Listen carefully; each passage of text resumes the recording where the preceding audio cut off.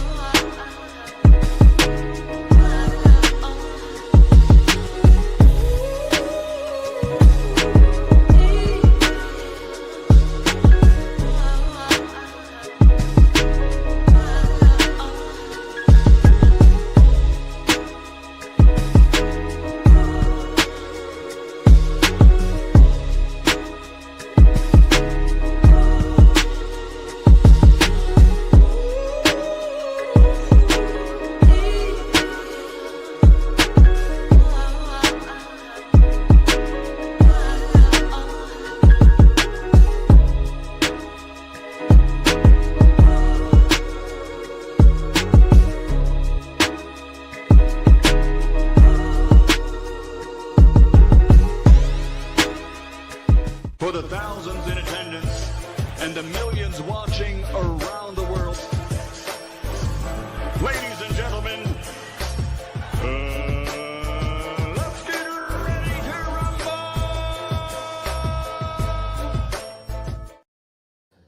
Yeah. What's going on, family? It's that boy, Coach Malachi, in the building, and we are back. Too Many Podcast. We back up in this BI. Man, I've been, Lord have mercy, boy. I've been busy today, in a good way. Setting everything up, establishing everything, taking the next steps. Shout out to Carl. Carl, what's going on, fam? Carl with the lick read. Shout out to Carl. Shout out to AB Arnold Brown in the building. AB Arnold Brown. You know what? I think this is my first show I've ever done on Jai Opetaia. I think this is the first show I've ever done on him. Don't nobody over here know who he is for the most part, because he fights. Most of his career has been in Australia, so don't nobody really know who he is over here in the States, anyways.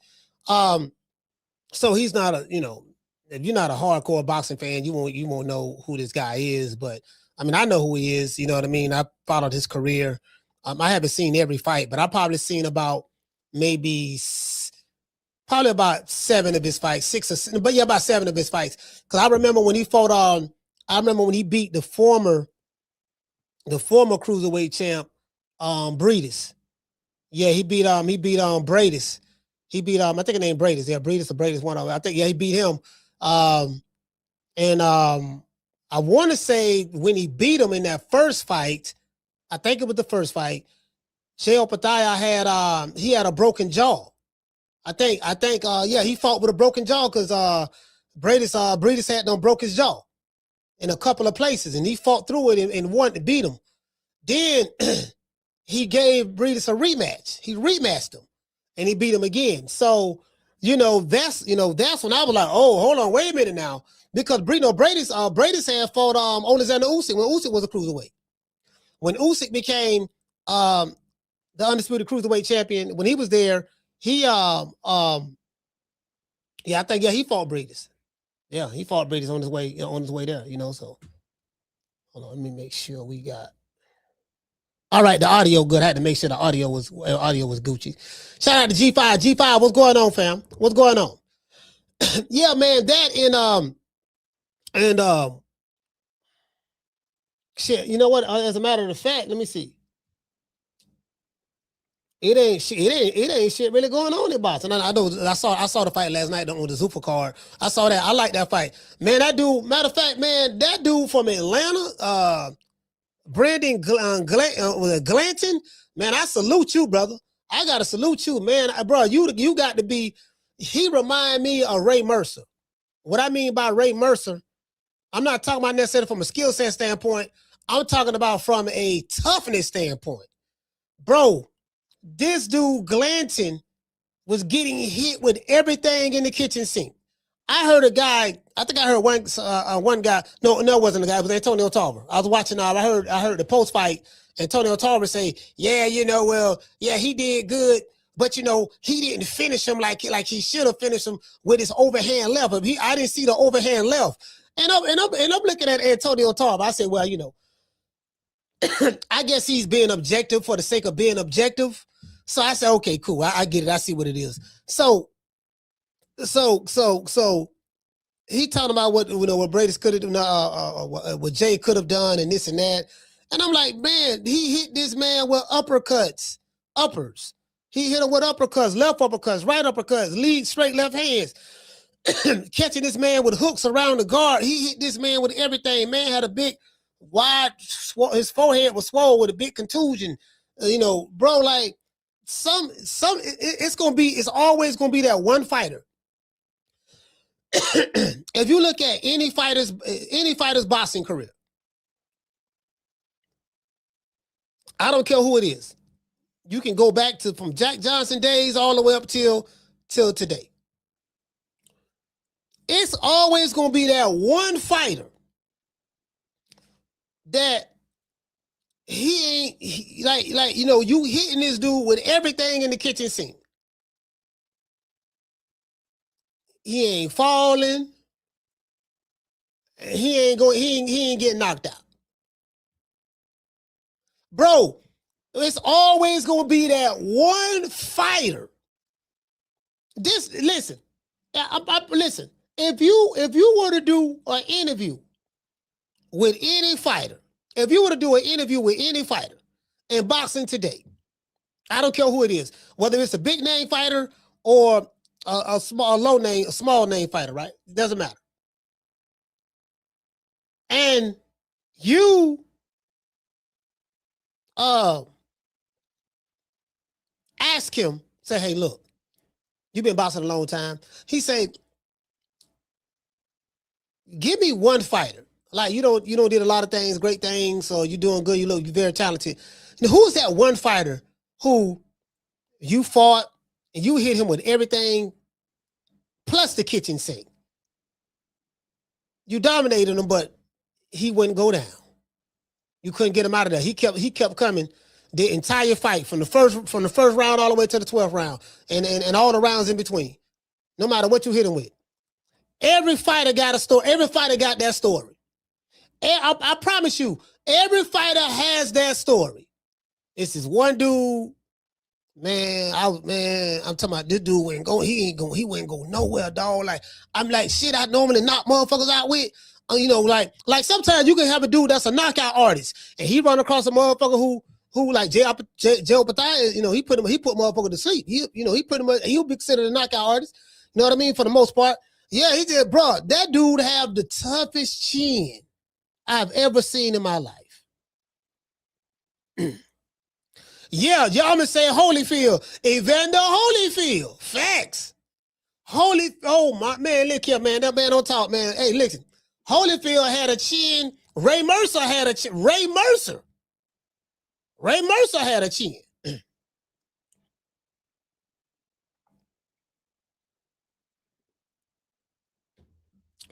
Yeah, man. I'm like, it's shit. Bro, sometimes, man, you just getting there with a motherfucker, man. He can take everything you have. Whatever you dish out, he can take it. And he coming right back. Because, in boxing, you know what I mean? Like, you're gonna take some, you got to give, you're gonna take some licks and you got to give some licks. It ain't gonna always be, yeah, I'm just getting off, and I ain't gonna go through no adversity. No, you have to go through something. Yeah, there's some dudes, man. I'm talking about just some fighters today. Like some fighters, like every fighter got a story to where they fought this one fighter who, man, I hit this motherfucker with everything, dog. I hit him with the Christmas tree. I hit him with the kitchen sink. I dropped the bathtub on his head. I hit him with a pickup truck. I hit this dude with everything, dog. And he wasn't going nowhere. I was snapping his neck back and everything, bro. He wasn't going nowhere. Yeah, David Tour, man. David Tour, man. Yeah, David Tour. All of them are called. Well, yeah, David Tour. Well, I'm talking about. What I'm saying is, when it's a fighter, hell, I remember Ika Butte. It's a fighter who that motherfucker just saying he ain't going nowhere, bro. I don't hit him with everything, man. I don't did all I can do, dog. He just ain't going nowhere. sometimes it ain't the fact that I didn't I didn't throw the right shot to knock him out. Sometimes you just ain't gonna knock them. You ain't gonna knock everybody out. You ain't gonna knock everybody out. Anyways, let me read open the monologue.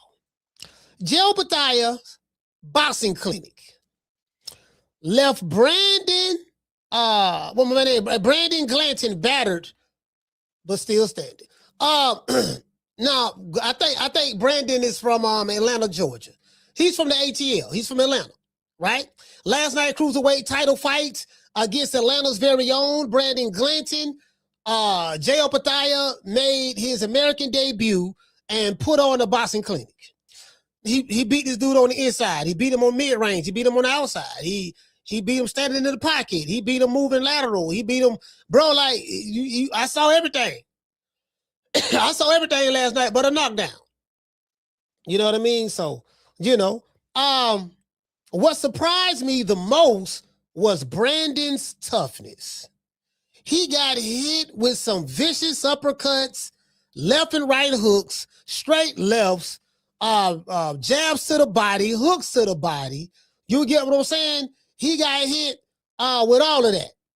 And he was able to go the distance, and that's pretty much what's mind-boggling to me.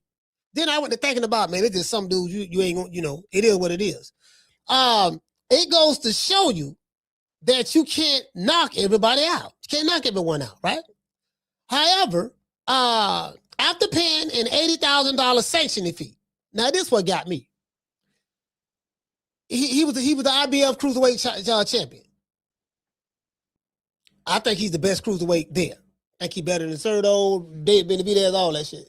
Hopefully, if David Benavidez beat Cerdo, hopefully he fight him. Because stylistically, David Benavidez and Jai Opetaia, boy, that fight right there, Lord have mercy. That's the fight, you know what I mean?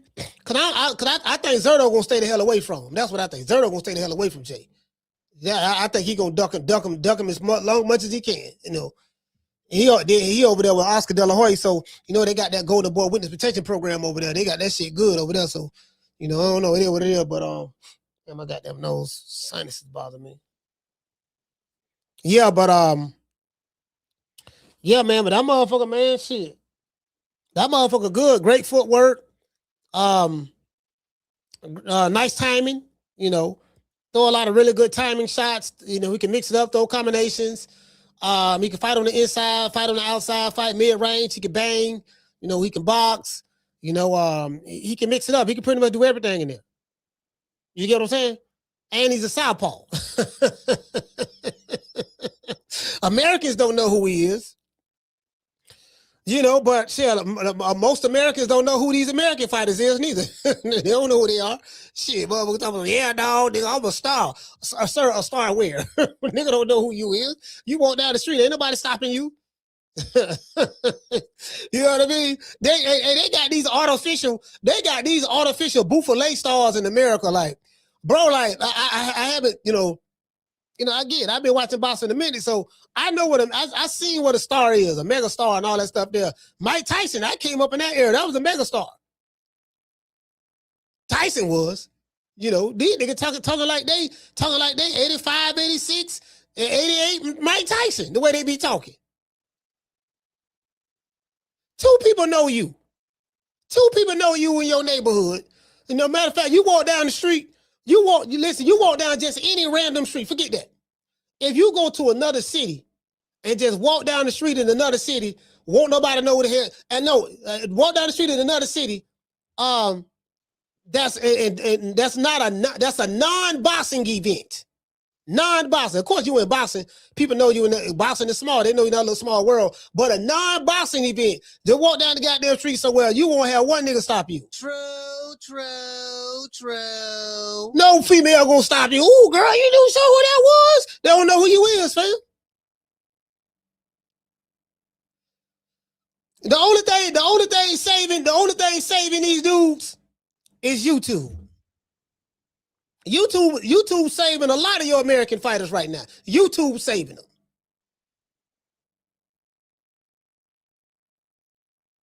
Because mainstream media don't talk about you.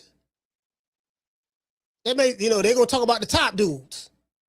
And and ESPN may talk about the top guy for like a 15, 20-minute segment. Maybe Chad Ochocinco and Shannon Sharp may bring you up. Hopefully Mason Cameron on It Is What It Is podcast, they bring you up. But outside of that, motherfucker don't know you, B. To this day. I'm just calling it like it is. You're a superstar to a certain YouTube channel. You're a superstar to maybe the few bots or the people on X who may retweet your tweet through Ring Magazine or whatever, or the other bigger media platforms, but that's a small group of people on X. That's a small group of people on YouTube. It ain't that big, B. I'm just saying. I'm just saying. I'm gonna just call it like it is. I have to. Because, you got all these artificial stars. And I'm like, well, I mean, again, it don't take much. Shit, if that's the case, I'm a star. DC Gray a star. Marcus King a star. Y'all must a star. If that's the case, I'm just saying, you know what I mean? Nigga, every time I turn around, nigga holler about they're a star and all that shit. Okay, cool. It is what it is. It goes to show you that you can't knock everyone out. Now, check this out. This one got me. After paying the IBF $80,000, because he's the IBF champ, cruiserweight champ. Well, he was. He paid a sanction fee. So he paid the IBF. Now, the IBF president years ago. I want to say this the late 90s. The president of the IBF was caught on camera accepting bribes in a hotel room. And he went to trial. The feds brought him up on charges. He went to trial. And even though he was on video, taking the bribe. You heard the audio and video, literally. You know what I mean? He ended up going to prison. I think he ended up going to prison or something like that. I don't know if I think he played out. They were trying to get him to tell on everybody. It was an old black dude. It was a black dude. I think an old black dude. I don't know if he was Puerto Rican or whatever, but old black dude, right? And he was going to court. He was going to court with his wife. She was right there with him. Old dude, she was right there with him. Shit, he took it on the chin like a G. He went on ahead and did that time. I think they gave him like 3 years, something like that. He went on ahead and did it. He went on ahead and did it. But anyway, that's neither here nor there. After paying, now he paid the sanctioning fee, $80,000. Paid the $80,000 sanctioning fee. After paying the sanction fee, he and guess what? Pretty much, he paid the sanctioning fee, and then this what happened. He still got stripped of his belt. It was nothing he did wrong. He's fighting over there on Zuffa, which is boxing, but Zuffa is just another platform to box on. Whether you fight on Top Rank, that's a platform to fight on. You fight on Zuffa, that's a platform to fight on. You fight on Matchroom, that's a platform to fight on. So that's all it is. Nothing more, nothing less. New promoters in town. So, promotion of the company. So, the man pays the sanctioning fee, fights on the Zuffa card, and gets stripped after paying the sanctioning fee for doing nothing wrong. So, this goes to show you guys that even when you pay the sanctioning fee, the sanctioning body reserves the right to take their belt back from you at any time. At any time. So let me get this straight.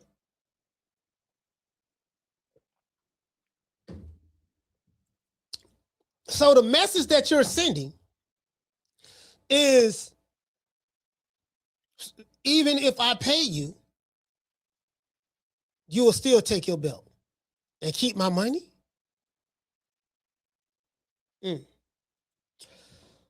So anyways, According to Dana White, lawsuits will be filed about that. Congratulations to Jai Opetaia. In other news, Roland Romero defends Ryan Garcia against fans and critics who like to take credit away from Ryan. Roland also defended Ryan against his failed PED test. Let's listen to Roland's interview to see if he has a point. And I listened to the interview where Roland was talking about, and it's some things I agree with. It's some things that I definitely agree with. And there's not one, that ain't, the conversation came up about Devin Haney. And some of the radical elements of Devin Haney fans, they, again, like Bill Haney's done a great job. Bill Haney has successfully, and shout out to Bill, created a bunch of little Bill Haneys on social media. Little Bill Haney YouTube channels, little Bill Haney subscribe. Like, he's done a great job in doing that. That's why I say, goddamn, you can't get mad at Bill for doing his job. He's doing his job. So, you got people, they have become Haney maniacs now. They become Haney maniacs. I mean, they're a weak little group. It ain't, they ain't nothing to sneer. They ain't nothing to be worried about. Hey, you know what I mean?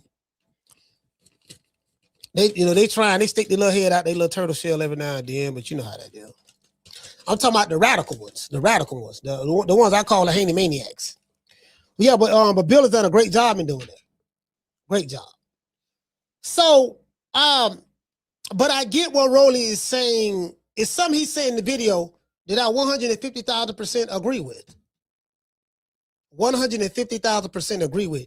And he said something that, matter of fact, I don't even want to misquote him.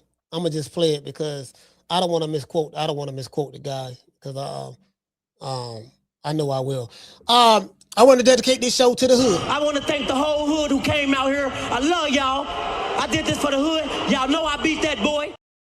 Yes, sir. Yes, sir. Y'all know what time of TI is, man. It is what it is, man. Today is Monday. Happy Monday. Y'all know what it is. And since today is Monday, this, you know what we gonna do?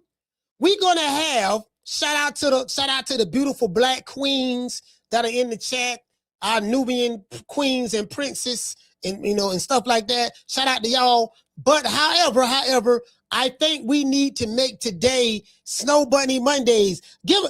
Listen, Snow Bunny Mondays. See your eyes shining, she's my Snow Bunny, please. In the winter lights, so she's my sweet dust of peace. Talk to my nose, this love has got it so raw. Make you move, stepping out, grip out of control. It's me against the light, Snow Bunny. Moving on the bar, everything's so right. Got that smooth, so feel. No, that's next to the law. With my Snow Bunny love, then party about the night. See your eyes shining, she's my Snow Bunny, please. In the winter lights, so she's my sweet dust of peace. Talk to my nose, this love has got it so raw. Make you move, stepping out, grip out of control. It's me against the light, Snow Bunny. Moving on the bar, everything's so right. Got that smooth, so feel. No, that's next to the law. With my Snow Bunny love, then party about the night. See your eyes shining. Yeah, you know what I mean? It is what it. We gonna have Black Queens Tuesdays. We're gonna do that. You know what I mean? Black Queens Tuesdays. Then we're gonna have Snow Bunny Mondays. Black Queen Tuesdays. I Love Puerto Rican Wednesdays.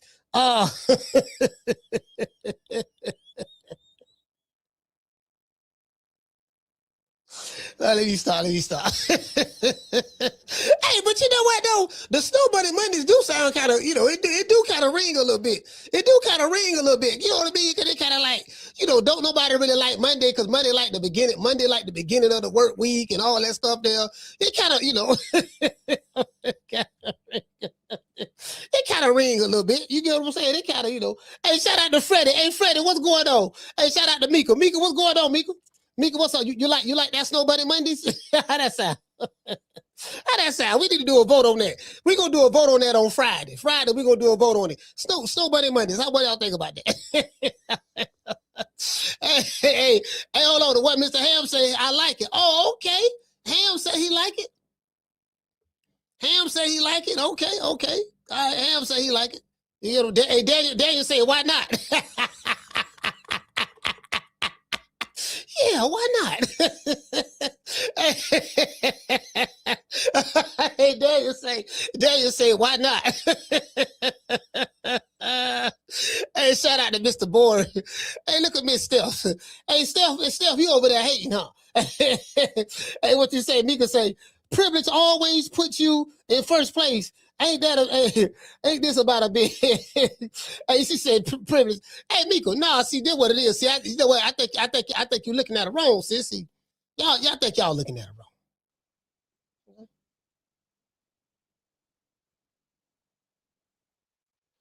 Oh, okay. I just received what is it? Oh, okay. They just hit me up. All right, cool. All right. Yeah, man.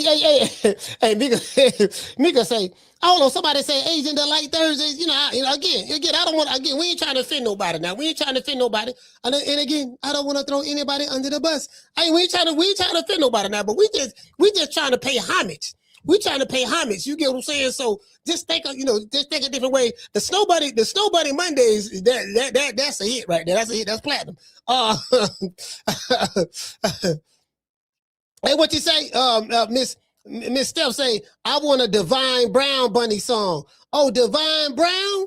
Oh, Divine Brown Bunny song. I don't know if that rhyme though, Divine Brown. You know, we got to come up with something a little bit more, you know, you get what I'm saying? That sounds too bland, Divine Brown, like that, you know what I mean? Like Snow Bunny is like, you know, who don't like Snow? You get what I'm saying? Snow Bunny it just pops out, you know what I mean? It's like, you think of a nice little pretty white bunny rabbit. You know how them cute little white, but I had a white bunny rabbit before. So I had Hippity. One other rabbit. I had two. Well, the rabbit I got now, that's the second Hippity. The first rabbit I had name was Hippity too. The first rabbit I had name was Hippity. So Hippity, and then I ended up getting a white rabbit. Yeah, we got to come up with something catchy now. Snow Bunny Mondays is kind of like it just sound right.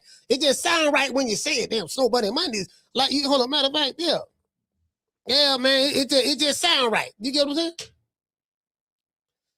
saying? Hey, Just 06 said Coco Carmel Sundays. No. We ain't doing that for the weekend. We just talk about Monday through Friday. We got to help people get through the week. Let's see, yeah, man. Hey, we got, hey.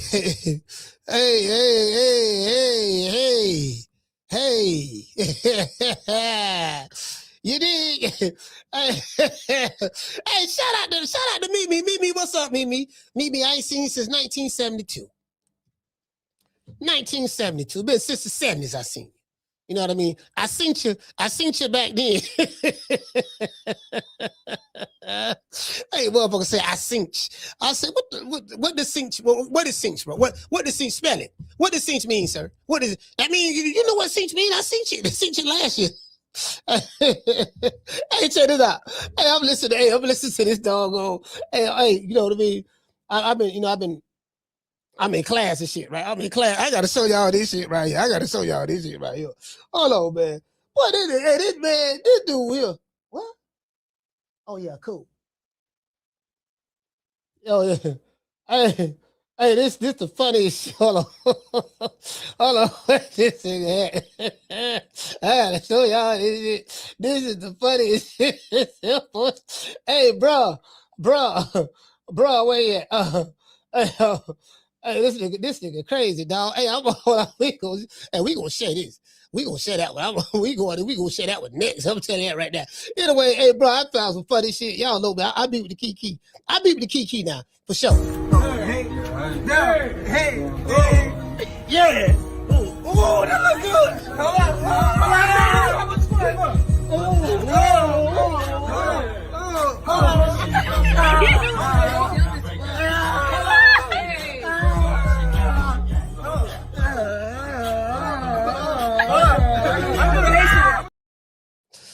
Hey, that joke was hilarious, man. That joke is hilarious.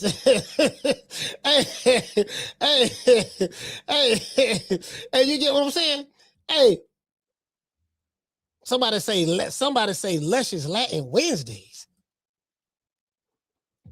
No, we gotta have something like, we could have had Mamacita Mondays.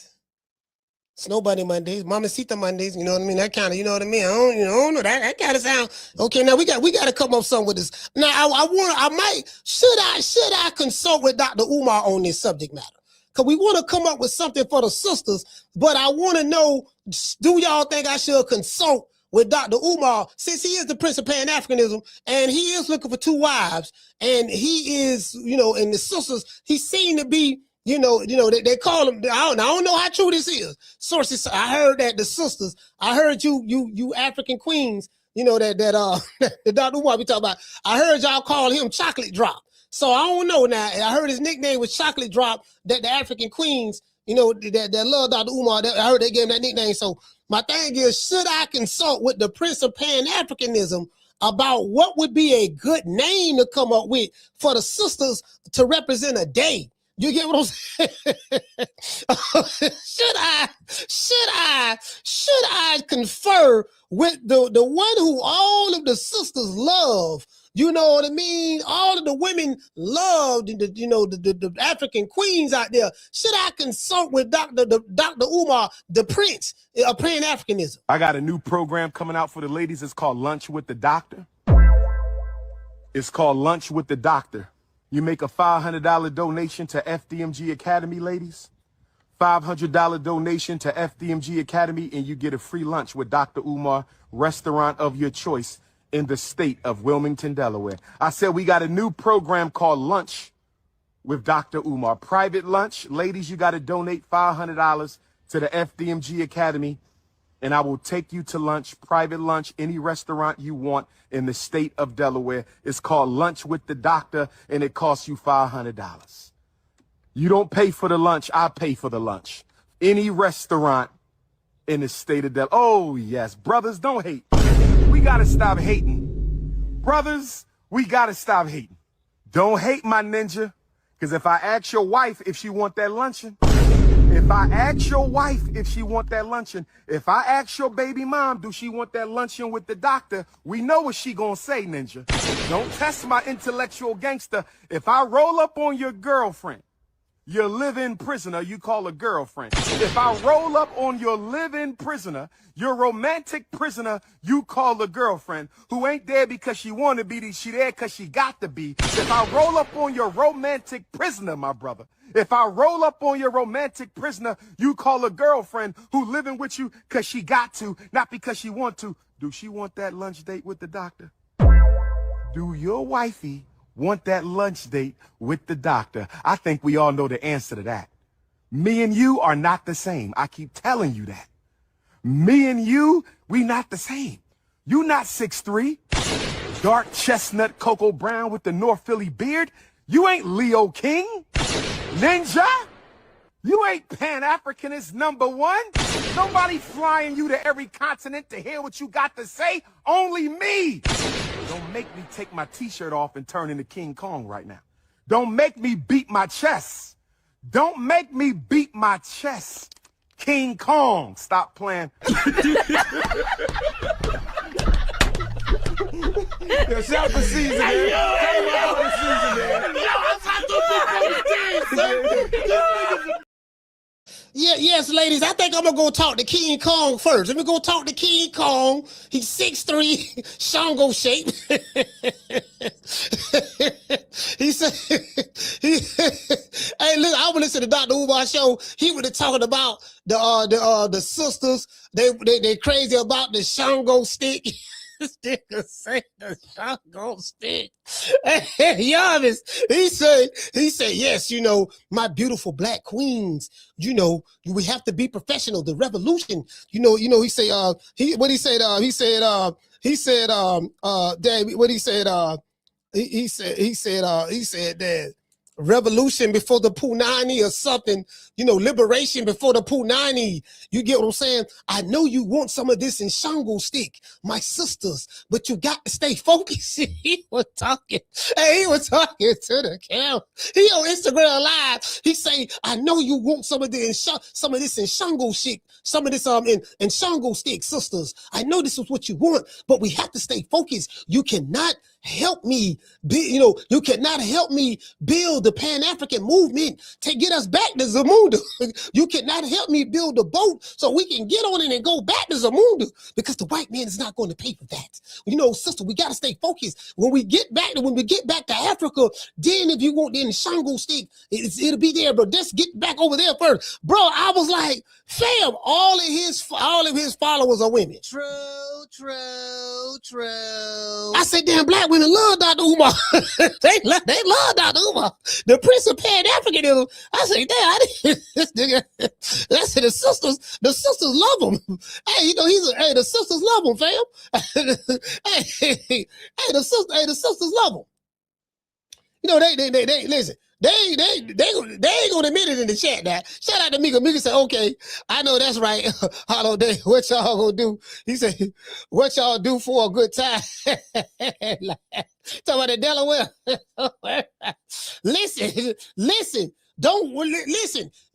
Just spending time with the doctor, spending time with the prince is all a good time you need. Hey, what he say? He said, man, y'all remember that? He said, hey man. He say, look here, man. He say, what's that Delaware? What y'all, doctor? What we gonna do for a good time? You know what I mean? Listen, my beautiful queen, my beautiful black queen, Nubian African princess. You know what I mean? / queen. Spending time with King Kong consciousness, the Prince of Pan-Africanism. It's all of the good time you need, sister. You see what I'm saying? You're gonna be busy when you get around me. So don't worry about what is it there to do in Delaware. Just know that as long as you are with me, that's all the fun time that you're going to need. True. Hey, y'all got to pay $500. Hey, what it say, Rick? Politics over the Punani. Yeah, that's what he said, Rick. Politics over the Punani. It's politics over the Punani, sisters. You know what I mean? The Nshango stick would be there. It's in the room. It's in the back room. Don't worry about it. You gonna get the stick. You definitely gonna get that. But hold on, what you got to do? But this right now, sister. Right now, I'm on Instagram Live. You can't be. You can't be. You gotta think. You know what I mean? You sister. You need a man who gonna put that wisdom in your head. You need somebody who can lead you. You know what I mean? You get a chance to be with a prince, be a royalty, you know what I mean, Prince of Pan-Africanism. Hey, I ain't gonna lie, Dr. Umar has to be the brokest prince in the history of prince. Like, come on, play him. Like, how you a prince? You ain't got no money, you ain't got no kingdom, you ain't got no throne, you ain't got you got a bando in Delaware that you call a school. Nigga got a bando. They trapping at night. I heard they were trapping that night on the property. I don't know how true that is. Hey, Rick, I heard they were trapping. Hey, he got a bando in Delaware. He called a school. And I heard they trapping that night in the back. Selling fish plates. They selling fish plates.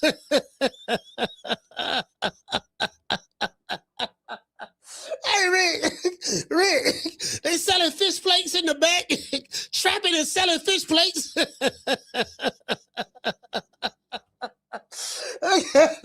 to this. Hey, you know what, man? Y'all listen. Y'all ain't gonna be talking bad. Hey, Rick, y'all ain't gonna be talking bad about the prince now. Hold on now. Hey, shout out to Chucky. Okay. Drop that $2 out of suit chat. He say Brown Beauty Wednesdays. All right, Chucky say melanin Mondays. Okay. All right. Hey, Melanin Mondays. Hey, check it out. Hey, look here, man. Look here. You listen, man. Y'all ain't gonna be. You get what I'm saying? Y'all ain't gonna be doing that now. And by the way, ladies, and I'm telling you the God's honest truth. By the way, ladies, I'm telling you the God's honest truth. By the way, ladies, I'm telling you the God's honest truth. I had a dream, and spirit confirmed to me in the dream that I'm supposed to have 2 wives. And since it came to me in my dream, it is official and it is authentic. It was approved by the heavens. They will not be the same complexion because I don't want to be accused of being a light-skinned supremacist or a dark-skinned supremacist. You see what I'm saying? Now, you know that's fair and balanced. You know what I mean? Any honey dips in the chat? Wanna volunteer? We looking for two. He looking for two now. He looking for two. So you know what I mean? You're looking for two wives. So you know what I mean? We need a light skin. We need a light skin African queen, and we need a dark skin African queen. So anybody in the chat? Matter of fact, y'all. Shout out to Freddie Chapman. What's up, fam? Hey, look here, man. Hey, what you say? Y'all gonna say it's depressed in Delaware. Wilmington is bad. For real? Is that bad? Hey, I ain't never been to Delaware before. Hey, he say, that's not trapping, my brother. It's part of the colonizers' under the table math 101.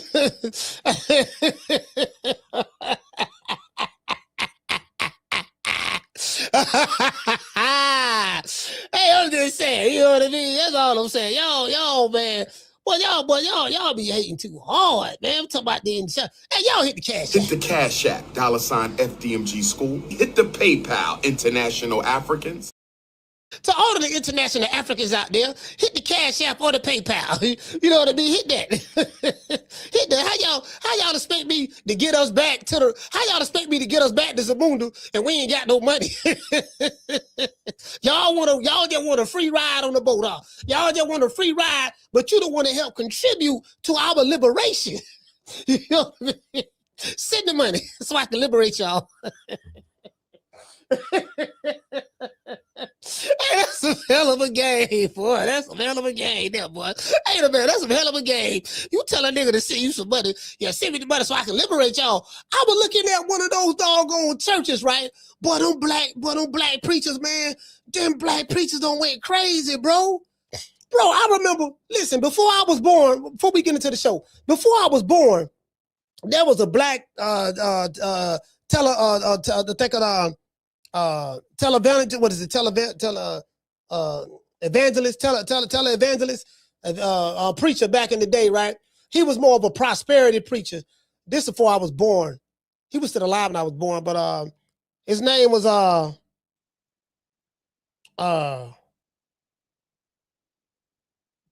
was his name? Not Reverend Knight. Before Reverend Knight, there was another one. Man, I forgot his name. I just had his name and I forgot it. I forgot his name. He was before Reverend Knight. Not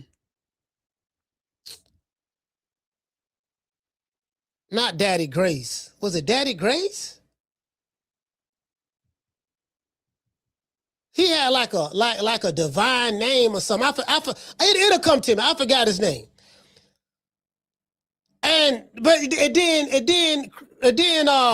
No, not Billy Graham. This a black preacher. Not Billy Graham. I'm talking about this a black preacher. He was before Reverend Knight. He was before Reverend Knight. Yeah, so and then Reverend Knight came. Reverend Knight was like Daddy Grace. That's who it was. Daddy Grace. Yeah, Daddy Grace. I think was it Daddy Grace? Yeah, I think it was Daddy Grace. Daddy Grace or Father Divine. It was something like Father Divine. It was one of them names. It wasn't that many of them though. It wasn't that many of them.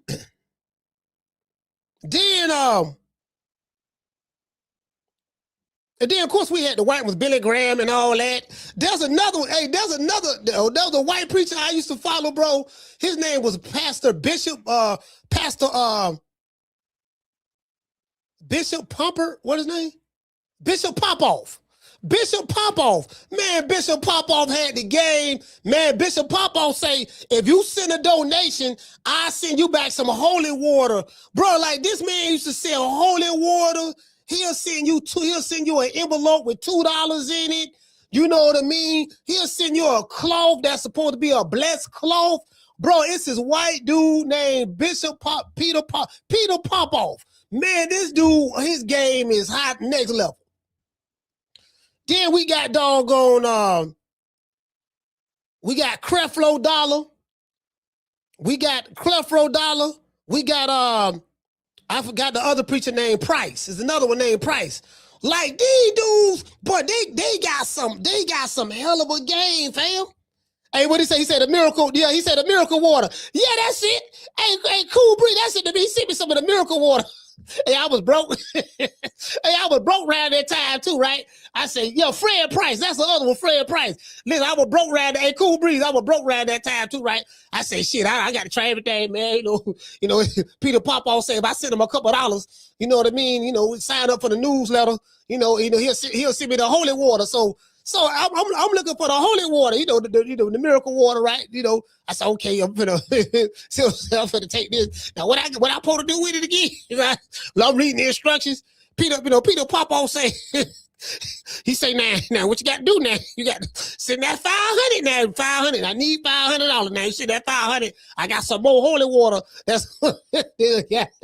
I had no sent the man like $5. I think I sent like $5, $10, something like that. Nigga had no nigga sent that holy water came. That holy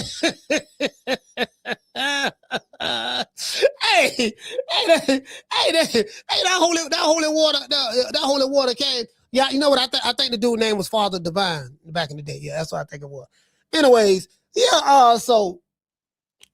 Man, look here, them black preachers. I'm saying, man, these black them niggas ain't playing, bro. They just coming out telling, yeah, nigga, look here. I want a line right here for everybody who donating $10,000 or more, and I want a line over here for those who are less fortunate who donating $1,500 or less. No, we ain't taking that less than 500. Anything less 500, just throw it in the bucket back there. Anyway, like, hey, lock them doors. Make sure them doors locked. Cause I don't want these. Last time, two women snuck out the back door. Cause black men don't go to church. You going to church right now? It's gonna be 10-1 women. You know what I mean? I'm just telling you right now. You know what I mean? So the reverend and the deacon got the pick of the litter. They got the pick of the litter. So motherfucker. Listen, the man had 2 lines. So I'm like, man, these fools. I said, these fools really walking up there, huh? Lady feeling bad. Yeah. She had her son. I think she had her grandson with her. She said, yeah, Pastor. All he go 1,500. This all I got, 1,500. I try to do better. You know what I mean? He say, hold up. This nigga had some nerve. He say, hold up. Didn't I say in the beginning of the sermon that the only people who should be in this line are those who are giving $10,000 or better? Did I not also say that those who are giving $1,500 or less get in the other line? Why are you in this line? So he go, bro, I'm looking at this nigga like the audacity. And the lady felt bad. Oh, Pastor, I'm so sorry. It was a black church. I swear to God. I forgot the name of it. The video went viral a while back. She said, oh, Pastor, I'm so sorry. Don't be sorry. Do better next time. And then he told her to go in the line. Bro, I was like, oh, hell no. To this day. I said, these niggas don't got bold. These niggas don't got, bro, like, they don't got bold, fam. I said, that's how they talking now? I said, but these women desperate. Man, shit.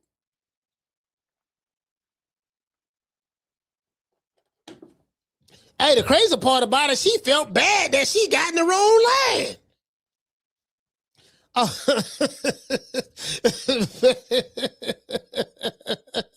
You want to watch men don't talk about men don't go to church? Gonna go to that shit for what? For what? Go to that for what? That he full of shit. The nigga next to him, full of shit. You know what I mean? He know what I mean? Like, come on, fam. Hey, Marvin Sapp, he say, close the door. I thought it would tell the people. He say, close the door. Nigga, you ain't telling Pete. He talking about close the door. He kidnapping motherfucker. Yeah, ain't nobody leaving, dog. Listen, dog. Listen, we gotta raise $200,000 today. Today we gotta raise $200,000. Look. I got it. Listen. I had a vision from the Lord. The Lord told me that we need $200,000 because I need to fly around. The Lord, after all these years of great servitude, the Lord finally agreed to allow to meet me face to face. You know what I mean? So in order for me to get to the Lord, because he ain't gonna come down here where we at, I need a jet. So what I need y'all to do, ushers, lock the door. What I need y'all to do, now do y'all believe in me? Yeah, Pastor, we've been coming all the time. All right then. Do y'all believe in the Lord? Yeah, Pastor, we believe in the Lord. Okay then. Do y'all want me to see the Lord? Yeah, we want you to see the Lord. All right then. So what I need, the Lord told me he agreed to see me face to face. He told me I need to be there this weekend, where he at, be there this weekend, you know what I mean? By 5 o'clock Saturday. Now the Lord ain't coming down here. You see, last time I checked, he ain't coming down here. Now the Lord sits high on the throne. In order for me to get to the Lord, I need a jet. Now we need 200,000. And then I go talk to him, and then I come back and tell y'all what he said. These niggas, boy. Bro,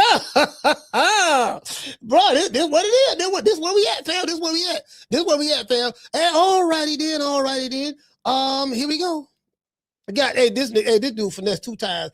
This dude who remixed this is hilarious. Syrup sandwiches, bitch.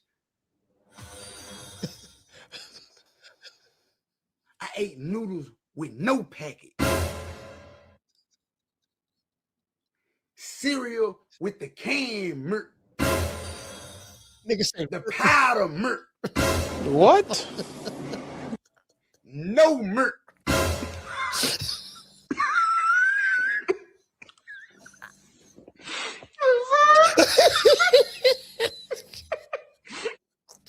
Waffles, no syrup, jelly.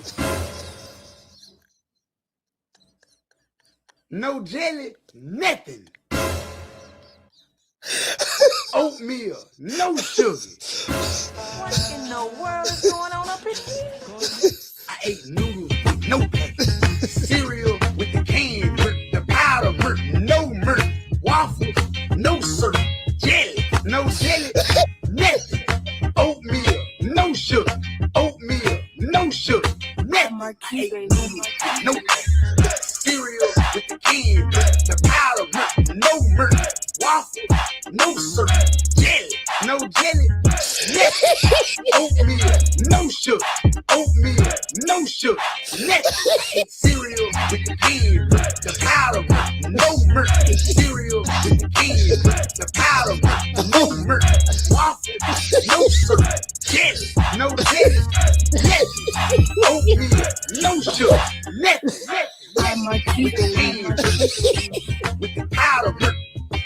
With the canned milk, with the powder milk, waffle, no syrup, jelly, nothing.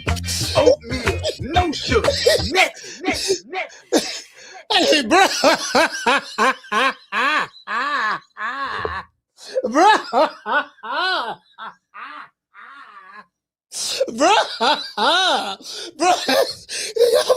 nigga, I was on the patio.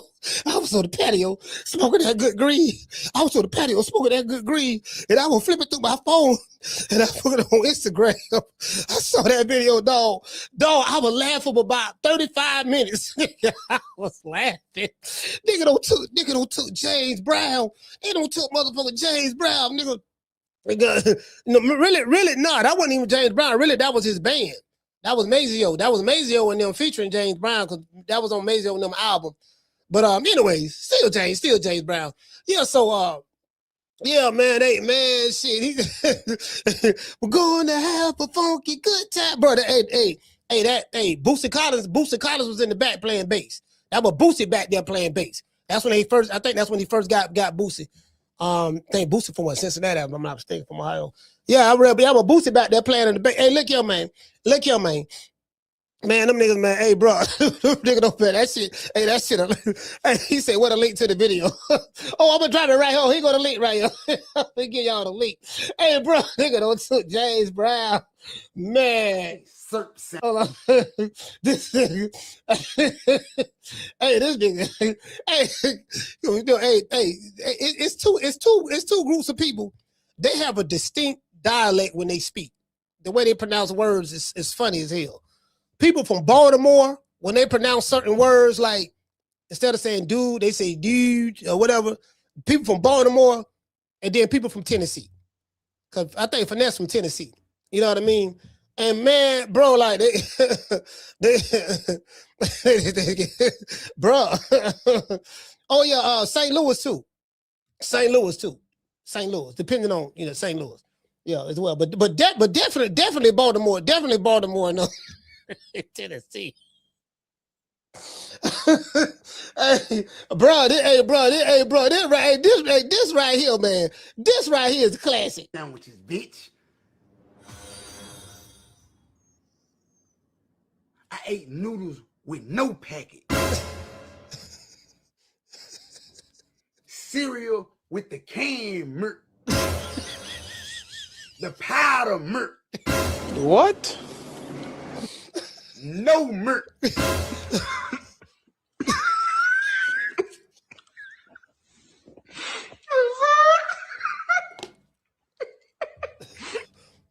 Waffles, no syrup, jelly. That nigga say waffles, no syrup. Not syrup. Not syrup. Waffles, no syrup. He say syrup. No jelly.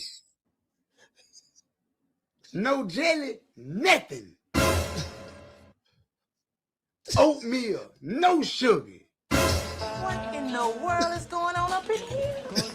I ate noodles with no packet. Cereal with the canned milk, the powder milk, no milk. Waffles, no syrup. Jelly, no jelly, nothing. Oatmeal, no sugar. Oatmeal, no sugar. Nothing. I ate noodles with no packet. Cereal with the canned milk, the powder milk, no milk. Waffles, no syrup. Jelly, no jelly, nothing.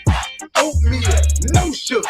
Oatmeal, no sugar, nothing. I ate cereal with the canned milk, the powder milk, no milk. Boy, wait, hey, hold on, wait a minute, wait, let's stop right there. Hey, boy, hey, look here, listen. No disrespect to nobody, Boy, hey, boy, but that's nobody right there. That's nobody, boy. Lord have mercy. She working them hips. I ate cereal with the canned milk, the powder milk, no milk. Waffles, no syrup. Jelly, no jelly, nothing. Oatmeal, no sugar, nothing. With the canned milk, with the powder milk, with the canned milk, with the powder milk. Waffles, no syrup. Jelly, no jelly. George Jefferson killing it. Look at George Jefferson No killing sugar, it. nothing. Hey, bro, nigga George Jefferson, he doing the mashed potato, the funky chicken. Nigga George is doing the mashed potato, the funky chicken. I said, nigga George killing it. I remember that episode too on the Jeffersons. I remember watching that. That shit was funny to the motherfucker. Hey, anyway, hey, what you say? Check it say she mixed, coach. All right, well, mix, whatever, I thought she was white. I didn't know. But you get the point. You get the point. That's all that matters. Did you get the point?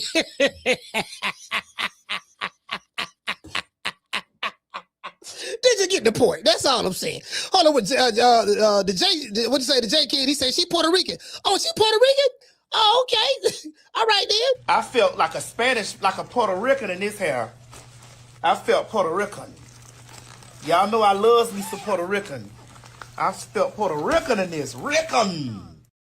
All right, then, I don't know where she's from. Shout out to the Puerto Rican then. We got to cover all bases. Just in case she's Puerto Rican or snowbird or whatever, don't matter. We got to cover all bases. Wherever you from, don't worry about it. We covering all the bases today. That's all we gonna do. Shit, all I'm saying she was, she was kind of, you know what I mean? She was getting it, but I ain't gonna lie. Wherever she is, she was getting it.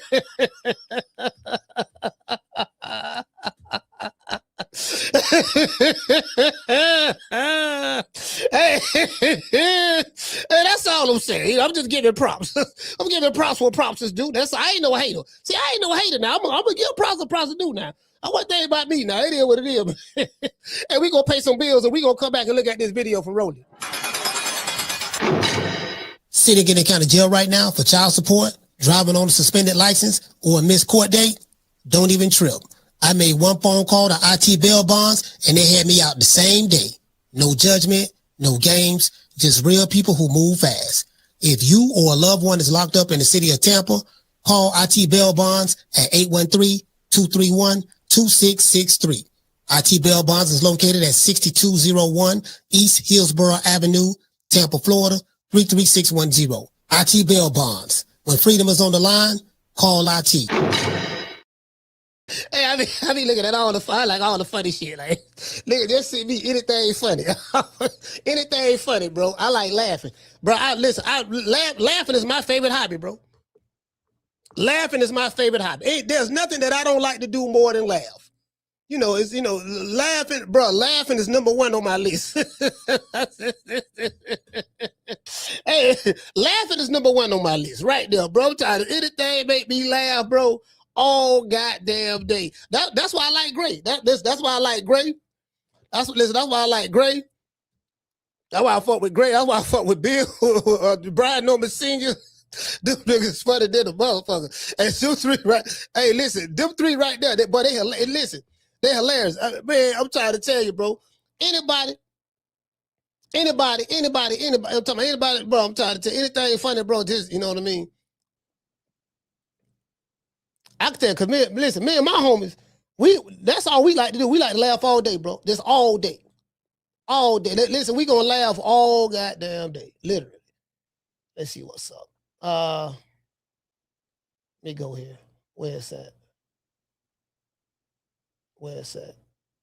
Hold on. I want to see what Roland, let me see. Was this it right here?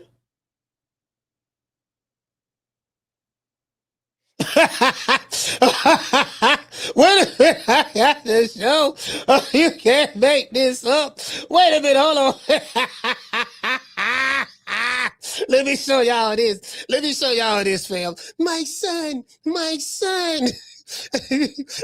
Mama Ho had no poster that. I think last week sometime. I better show y'all this. Mama Ho had no poster talking about the anniversary of her son near life death experience or something like that. She had no your son died. All right, son. Come on, wait a minute now. Now have your eyes are looking at your arm. Okay, have your mouth half open. Okay, wait a minute. They don't rehearse this shit. They don't put the IV in you. Okay, don't worry about it. Come on, I'm gonna take a picture and post it. Let everybody know this. Man, come on, fam. Who you know, son dying. And parent gonna take a picture and post it on social media. You know, bro, who you know do that? Like, come on, fam. Make it make sense. Who you know son dying? My son. They tried to off my son. And I'm like, okay, what's the motive?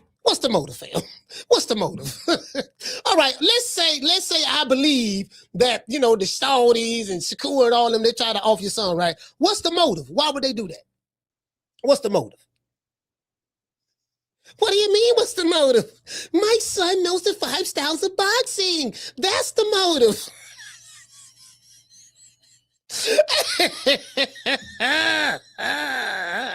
Hey, Mason, my son knows the 5 styles of boxing. That's the motive. Bro, fam. Hold on, here. What the motive is. This old Afro beats playing ass nigga. Let me see. Niggas wanted to kill me and y'all still with them. Nigga, y'all chill with them.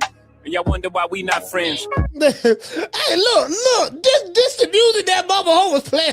So big. Hold on. Best thing I could do is not build with you. When I could destroy you. That takes some fucking discipline. I could send a team to come. He say, this isn't something to take lightly, sir, senior. I'm not trying to play no games. I got love for y'all. And looking out. But they spike your son. He said that they spike. So this is a screenshot. This is a screenshot that Mama Hofield said that somebody, the spy had them sit them and told them. Oh man, you can't make this shit up. You can't make it up. I'm not that good. Drill you. I got $1 billion or 2. And I know where the fuck you live. Niggas gotta chill with talking gangster. So he said, not our decision. It's the boxing boy. He's so Mama Ho sending herself text messages, trying to make, hey man, Mama Ho trying to make it seem like she still trying to make it seem like her son didn't duck. Oh man, You should just thank us. Humble yourselves a little bit. nigga sit there like, yeah, this can't make this. My son, look at my son. Hey, Wookie Whoop, look at my son's arm. Look, it's on. Look, it's my God. Let me take a picture, son, and be posted.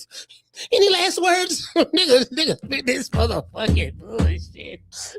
Man, you can't, man, come on, fam. That's why people don't take boxing. That's why people don't take boxing serious no more. That's why people don't take boxing serious no more, fam. You know what I mean? Niggas be, you get what I'm saying, man? Come on, fam. That's why people don't be taking boxing serious no more, man. Because he go the link, man. He go to TikTok link, man, to the reel. Y'all want that reel? There go the link right there. That's it right there, the Instagram link. If you want that Finesse 2 times reel. Yeah, you get what I'm saying? So yeah, man. So you know, I mean, come on, nigga. Ain't it like, yeah, nigga got Afro beats playing in the background. Now he got Jay-Z playing in the background. Come on, fam. Man, come on, man. You don't fake your own death, then you try to blame somebody for you faking your own death. True. Nobody believe that shit. Nigga ain't show proof yet. Nigga, I went down to Fort Lauderdale, went to the police department. The people ain't saying that about no police report that was filed and all that shit there around that time. Man, cut it out.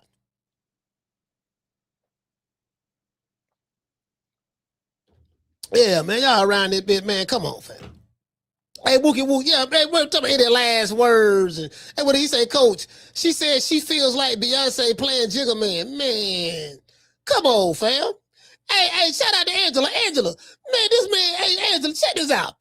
Come on, who you know gonna have your son, your child, gonna be laying in the hospital on their deathbed? You don't know whether they gonna live or survive. It's looking bad, right? You gonna take a picture, show a video, and then post it. Who record? Come on, fam. Who doing that? Who doing that? Now I got a homeboy who passed away not too long ago. He passed away of cancer. He was filming, himself deteriorating. You get what I'm saying? Him and his wife, and that's how he wanted to go out. And that's how he wanted to go out. So, but yeah, that's how he wanted to go out. But outside of that, I'm saying, who doing that? What parent doing that? My son is on the. My son is. He was almost out of there. We had to give him mouth to mouth. You don't understand what it's like being a mother. You don't know. Like, I breastfed that boy. My milk is, I used to suckle him. I used to I used to hold him in my bosom, and he used to drink my milk that I used to produce for him. So you don't understand. I have that bond. I know when something's wrong with my boy. I was like, oh my God. True. This nigga still posting. He said, just keep reminding the nigga of the lie. You could have just not post that, and then maybe people would have let it, or I wouldn't have let it go, but maybe as more time go by, you can distance yourself from the lie. You could have just did that. No, you gotta post that video picture all over again.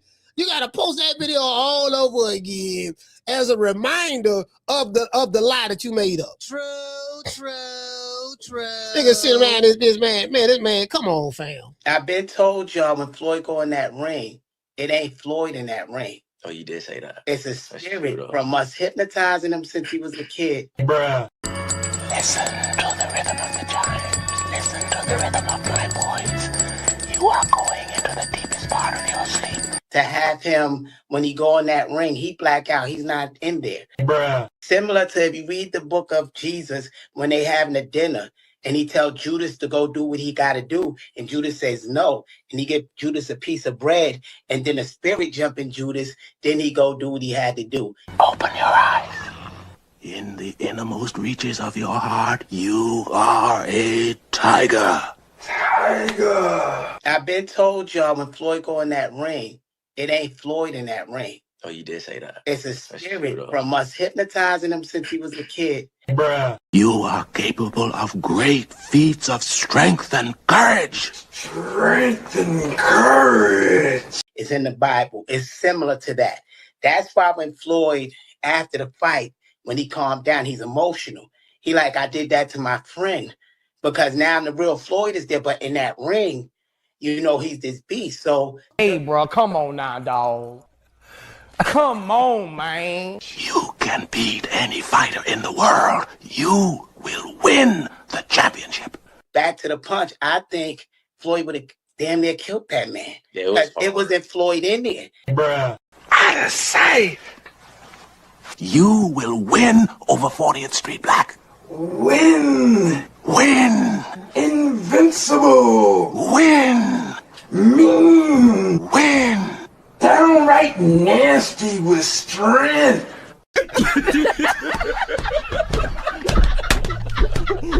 Yo, shout the season, man. I've been told y'all when Floyd go in that ring, it ain't Floyd in that ring. Oh, you did say that. It's a spirit from us hypnotizing him since he was a kid. That nigga say, that's why when he came over to the corner, he's emotional. Bro, look at all of the feminine shit he was doing. He's emotional. He was like, I did that to my friend. He said, I did that to my friend.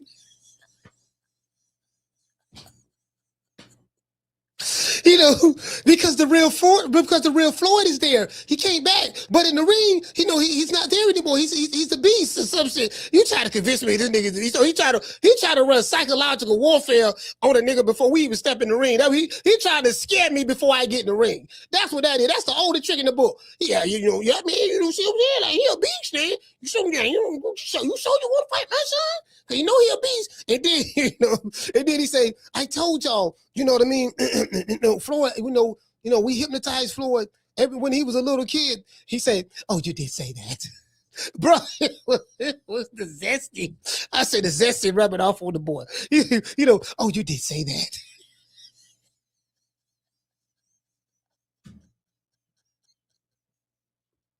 Hey, Steph. Oh, you did say that. I said, oh, shit, this nigga is over. It's over. He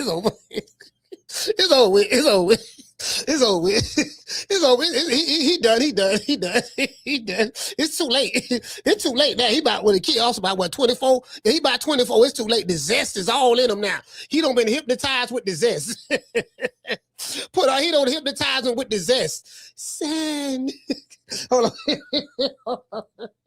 Hey, hold on, wait a hold on. Let's do this. Let's go ahead and do a reenactment right quick. Let's do a reenactment. We gonna do it with this watch. Son. Oh, you did say that. Son. Yes, mommy, yes. You are a beast. I'm a beast. Yes, son. Yes, mommy. When you get inside of the ring, you're not the same. You a beast. When I get inside of the ring, I'm not the same. I'm a beast. Yes, son. My son. Yes, mommy. Hypnotizing this nigga. You don't hypnotize. This nigga don't knock down. Nigga don't.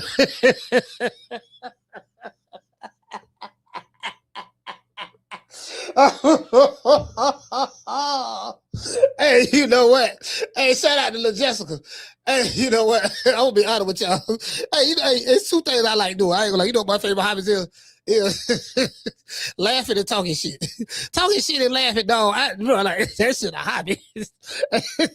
Talking shit and laughing is like that ain't nothing. Hey, cracking jokes on the niggas. Hey, bro, just imagine.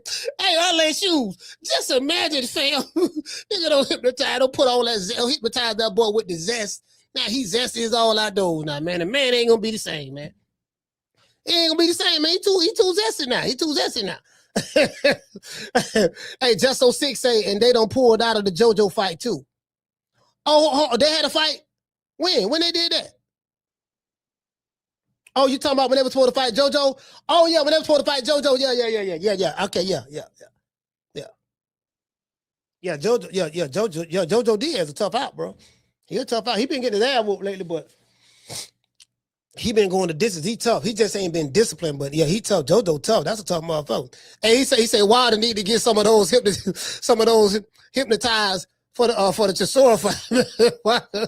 Man, look here, man. We ride with Wild. We ride with the Bomb Squad, man. Bomb Squad, man. Bomb Squad in 5. We ride with the Bomb. Yeah, Devin will knock him out, man. I don't know. Anyway, hold on. Let's see. Okay, let's see what they talk about. So we got them. So we got my son. That's that nigga. Oh, let's see where he at. That's he go Rolo right here. Let's see, cause he on the Brian Custer show. Y'all listen to this and tell me what y'all think. I don't know if you heard it yet, but does he? I don't like Mike Tyson. Well, you know he's the master of the jab now. He is the master of that jab. He's got great movement. He's shown. Okay, wait. Let's just do it like this, right? Okay. If Devin Haney got bodied by Ryan, who got bodied by me, Ryan bodied him with no effort, being drunk every single day, literally. Ryan bodied him, and I bodied Ryan with no effort. This ain't the video. Please, just stop. Just stop. It's so I can't even comprehend this stuff. I really can't. Hold on, wait. That ain't the video. Hold on. What the video at? It's a video where he like, bro. Hold on, I'm finna find it. Hold on, I'm gonna find it. Damn. No, it's not this far. I must have saved it. Where's that video at of Roland Romero? He's defending. Basically what he was talking about was the fact that the Osterin that Ryan Garcia had, he was contaminated. You know, that Osterin had nothing to do with Devin Haney not being able to get his head off the line. It had nothing to do with Devin Haney not keeping his hands up. Now, I say, you know what? He's right about that. You know, because if you don't keep your hands up, the substance that the opponent has taken had nothing to do with that. And if you just keep dropping your hands, I mean, you get what I'm saying? I think that's just common sense. That's what he was saying. But yeah, I'm trying to find the video. Where is that fucking video at? Let me see. I might have to let me go to the ring. Let me go to the ring. Because it was an interview he did with Brian Custer. I like Brian Custer. Brian Custer, the way he do his interviews, like Brian Custer, he relaxes you. And he speaks in a certain tonality. You know, the way you're on your voice pitch, he speaks in a certain tonality that disarms. The great interviewers could do that. Just the way they talk, the subtle stuff. You know what I mean? And you know, the way he asks tough questions, he'll try to get it out of him, right? Like, hold on, I'm gonna give you an example. I'm gonna give you an example of what I'm talking about. This right here. And who's the next big star under Mayweather Promotions? Ooh, we have quite a few young guns, as I say, you know, and I don't want to leave any names out, but we have a great roster of young talent, and we've been very selective about what we're doing, you know, again, because when you have, you know, an abundance of fighters, it's hard to kind of focus on. When a big fight is to be made, it has to make sense for both sides. no promoter or company is going to put their guy in an event with everything to lose and nothing to gain, especially when we talking about this. You know what I'm saying? Interesting. Yeah, like that. Hold on. And here go one more. I know you once said, hey, look, if we fight, it's going to be either 70-30, 80-20. Was that? Man, I was when I said posturing or what was that? When did I say that? You know, that was. Yeah, I said it on my girl Instagram. Yeah. What's going? But I was playing. Hey, man, nobody taking no 80-20, 70-30. Yeah, I was playing. I was like, because I was like, it's gonna be 60-40, and I was like, yeah, he keep playing crazy. It's gonna be 70-30 or 80-20. Yeah. But yeah, I was playing. Like I was serious about that, man. Like people can't take jokes. he forget nigga. Yeah, no, yeah. Was that posturing or I mean, how was that? The way he be, it's the way he be doing that shit. That shit had me crying. I said, yeah, he got it. I said, nigga, relax now. Yeah, man. When I say that, man? When I said that. I said that for real. When I said, I remember when I said, I'll say on my girl Instagram. Yeah, man. I'll tell you. Yeah, he keep talking crazy now. It's gonna be 70-30. Then 80-20, then 90-10, then 95-5. You know what I mean? But I just, but I was just joking. Ain't nobody gonna take no 95-5 unless he'll take it. You know what I mean? Ain't nobody gonna take no 70-30, 80-20, 60-40. Ain't nobody. Hey, boy, y'all know. Hey, I remember. I was going at. I was having a digital war with the aerosexuals at the time. And that's all they were saying. Sign the contract. Tell Crawford to sign the contract. 60-40, 70-30, 80-20. Take whatever we give you. Hey, they say take whatever we give you. Oh man. Hey, Don say, Boss Don, he said, Coach, I think David can become undisputed at cruiserweight. I mean, if he win and fight Jai Opetaia, I mean, he can, I think they want David. They want David to become undisputed. I don't know.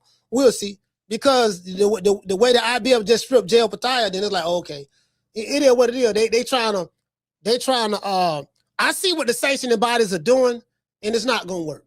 It's not gonna work because they prove that they prove themselves to be illegitimate. They delegitimize their position every day. They bring credence to, the belts don't mean that. And I'm saying in today's time, I come from the old school, so the belts always meant something as it relates to accomplishments. Just like in any sport, if you make it to the playoffs, you get like a trophy or reward or something like that for making the playoffs. And then if you win your conference, you get a trophy for winning the NBA Eastern Conference Finals or the NBA Western Conference Finals or whatever, right? Or NFL or whatever, the NFC South playoffs or NFC West playoffs, whatever, AFC, whatever, right? Then when you win the Super Bowl, you get the Lombardi Trophy. So the trophy have always represented, an accomplishment, right? Except in basketball and football, you don't have to pay for the trophy. It is a part of it. But when you have the sanctioning bodies who make the belts and the fighter pays you $80,000, pays the $80,000 sanctioning fee, he paid you $80,000. And then right after he paid you, you take his belt because of whatever issue y'all got with Dana White. You take it from him. So what did I pay you $80,000 for? Are you going to return the money? Of course not. So you have to sue him. True. You have to sue him. I pay you and you take my belt?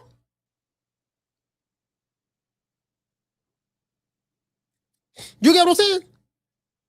Yeah, man. I'm trying to tell you, man. Yeah, you know. So I mean, that's just the reality of the situation. I mean, that just, you know, it is what it. So they delegitimize themselves. Because at the end of the day, I'm like, well, I want to see Boots and Virgil Ortiz. I don't care now about they don't have a belt. Because the fighters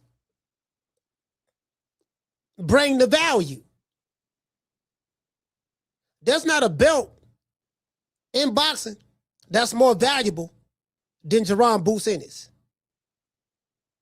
There's not a belt in boxing that's more valuable than Virgil Ortiz. There's not a belt in boxing that's more valuable than Shakur Stevenson or Devin Haney or whoever. So when it's a big fight that can be made, we don't say, well, this is a big fight right now, but it'll be bigger. Let them go get a belt and then come back, it'll be bigger. Well, there's no guarantee that they're going to come back if they walk away. You got to strike when the iron is hot. People are not going to be less interested in seeing Boots and Virgil fight each other if it ain't no belt on the line. Who cares? So when the sanctioning body starts to overreach and think that it's a privilege for you to pay them to wear their belt, it's time to go. True. Oh, it's a privilege. Oh, so it's a privilege. So I should be grateful to pay you my money.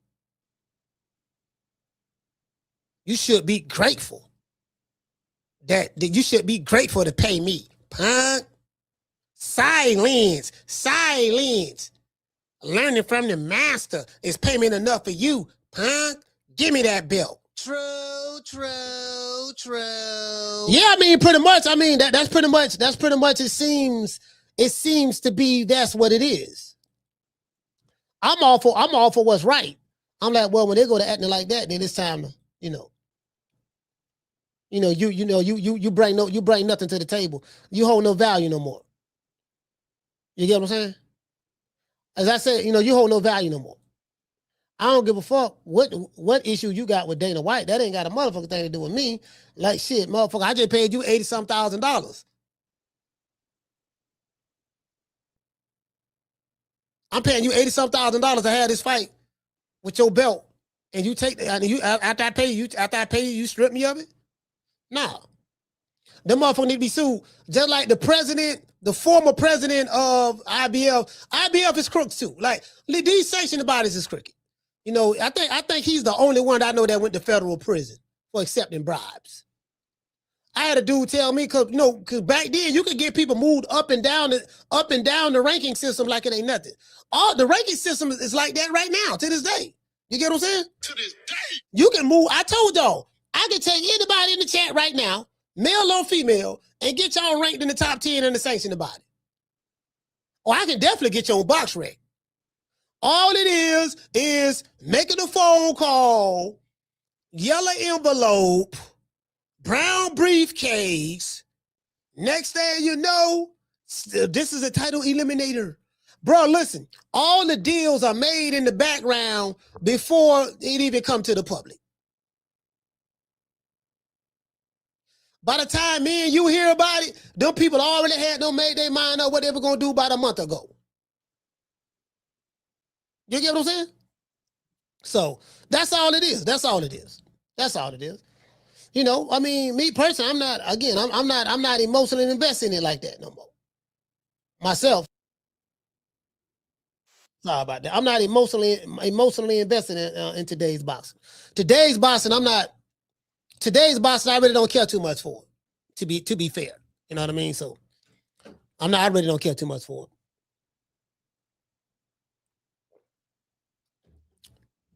I'm not emotionally invested. I don't check out. But however, you know what I mean? However, we still gonna talk about it. You get what I'm saying? So because I like seeing these dudes. I like seeing these dudes crash out, cry and bitch. I love bitch and moan, and the shit is funny to me. I find joy in it myself. You get what I'm saying? So I'm trying to find that damn video Roland Romero was saying, let me go find Brian Custer. Let's look him up. Brian Custer. Yeah, he was saying, it's a clip. It's like a little clip I saw. It's a clip I saw where he was saying that, like, Brian Custer doing this thing, man. You don't see CNN, Sports Center, everything. You gotta diversify. You have to diversify. You have to diversify. Oh, he don't have it on here. He don't have it on here. I'll find it. I'll find it. He don't have it on here. He showed we interviewed. Oh, wait. Somebody had sent me something, bro. It was something Keyshawn Davis had said that was controversial. I don't know what it was. Somebody told me he was cooning. I was like, nah, man, for real. Yeah, somebody said he was cool. No. Yeah, I'm like, nah, man. Hold on, let me see who this is. Somebody had, hold on. I'm on Brian Custer's page right now, so I'm trying to see. Matter of fact, let me show y'all what I'm looking at. I'm on Brian Custer's page right now, right here. So I'm trying to see if Last Stand. He had Roland Romero. He interviewed Roland Romero. I was like, man.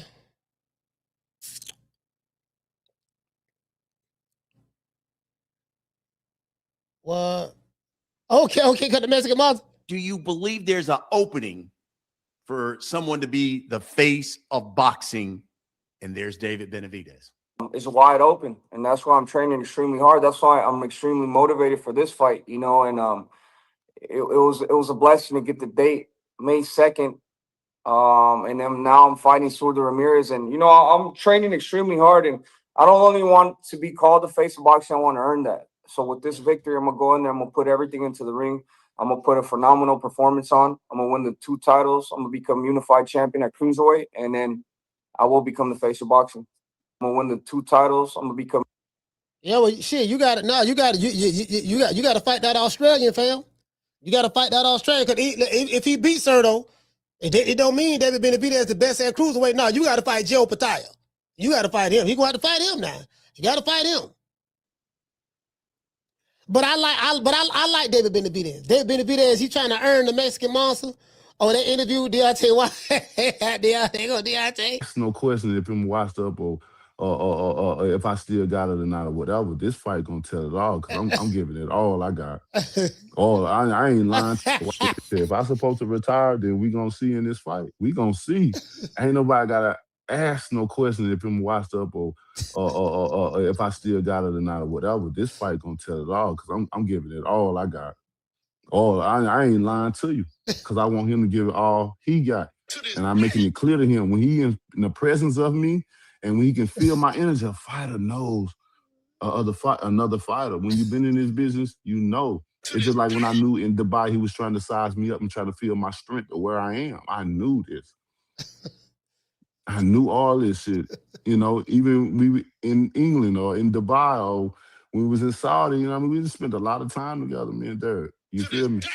You know what I'm saying? So I know him, he know me, but at the end of the day, he know that Deontay don't fucking play. This dude don't play. He the nicest man in the world, but the dude don't play. And I like it. If I supposed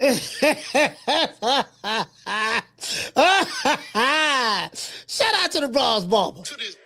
Yeah, man, let's see what's up, man. What's up? Can we even see what? Yeah, I don't know.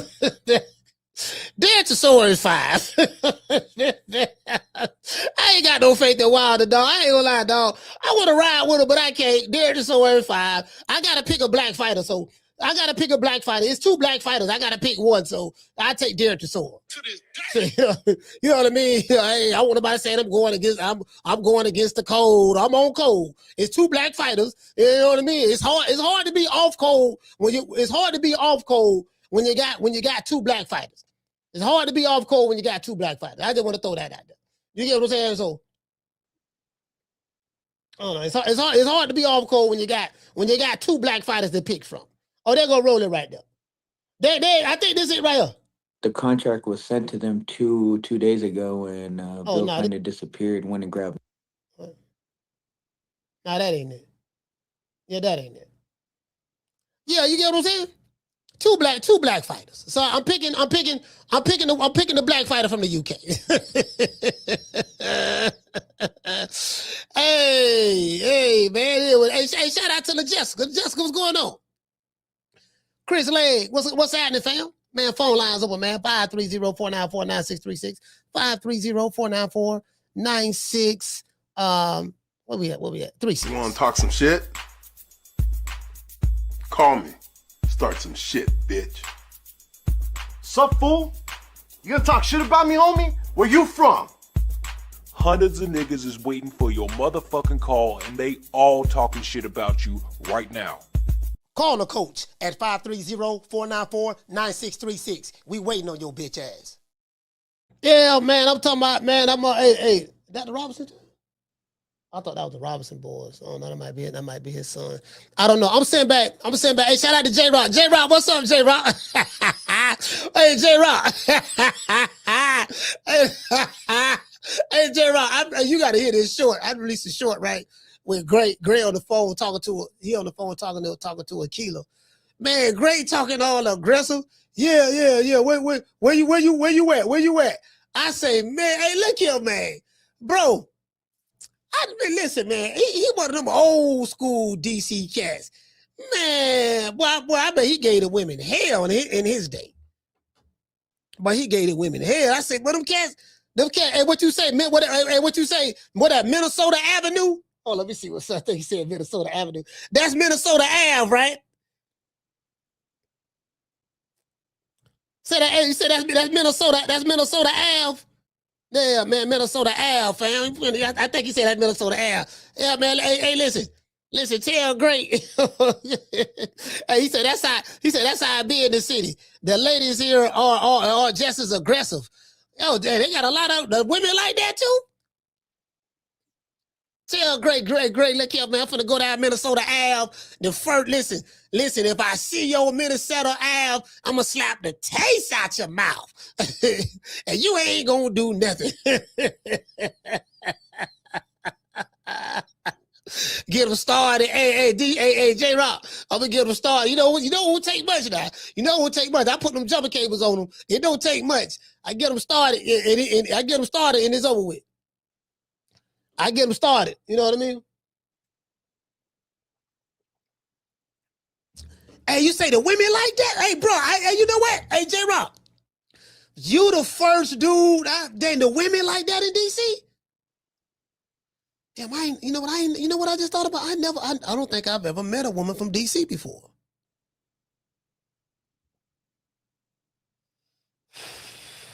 I've been to DC one time, but shit, that was in 95. That was at the Million Man March. I know DC no change since then. That's a long time ago. That's 31 years. Yeah.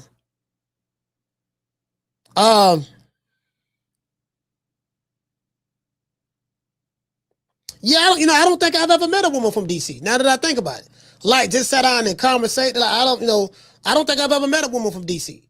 Like literally. Now that I think about it, I'm talking about just like sit down, talk, and meet. Yeah, I'm like I don't think I've ever met a woman from DC. Yeah. So I don't know. I don't know how DC. And you know what? And I never met a woman from. Did I meet a woman from Baltimore?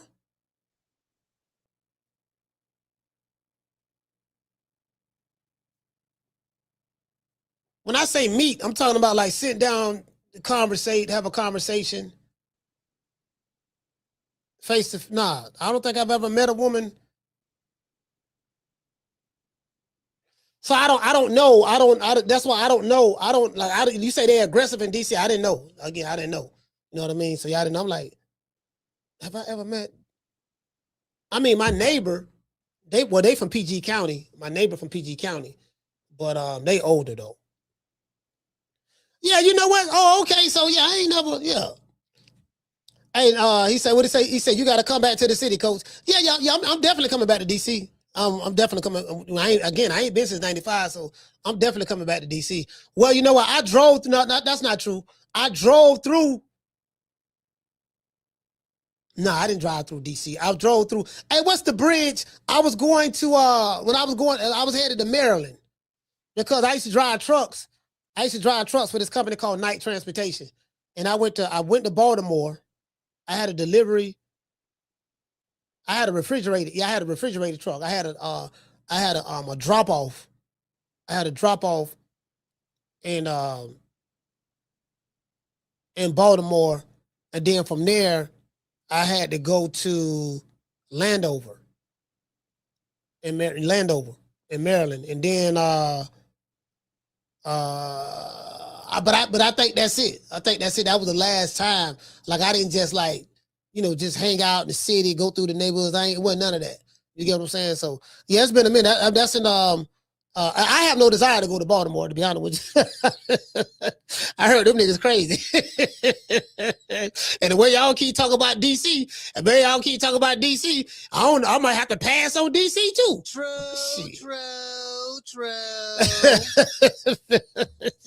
No, I get bullshit. You know what I mean? I gotta go holler at. But I gotta go holler at and Lou Peterson. Because the Petersons, they still live in DC, so I gotta go holler at them. So when I go to DC, I'm definitely gonna holler at them. You know what I mean? Cause we talk a lot. Not all of us, but me and Ant probably talk maybe like not a lot, probably like once a month, every other week, something like that. Sometimes twice a month, stuff like that. But yeah, man. But listen. Yeah, man. Y'all should. Hey, what he say? He say. Hey, what you say? Hey, hey, he said. Hey, what you say? Rick said I had hella fun with East Coast women. Okay, all right. Hey, listen. Hey, somebody say J. Rob. Are the women like Gray? Are they crazy? Are they crazy like DC about like Gray? He said, "What about good friends? His cousin's dad used to train one of the."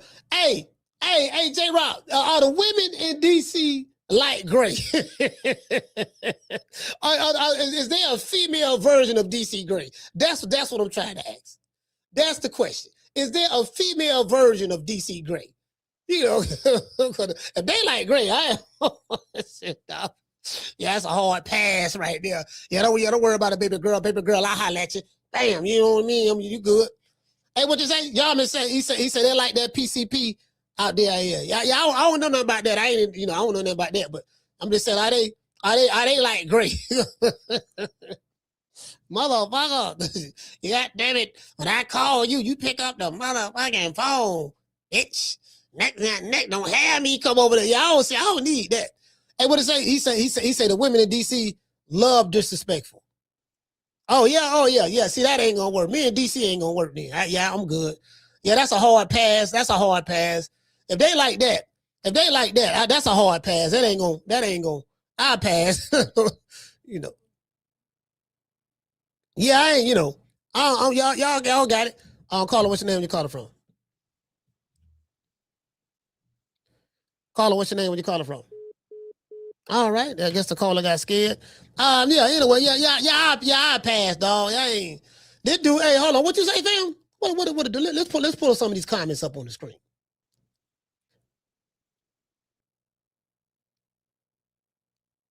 Hey, what you say? He say, Philip says for sure, the DC women love disrespectful. Damn. J-Rock say, he ain't lying. All right, well, shit. Yeah, I'm good. Hey, I'm good.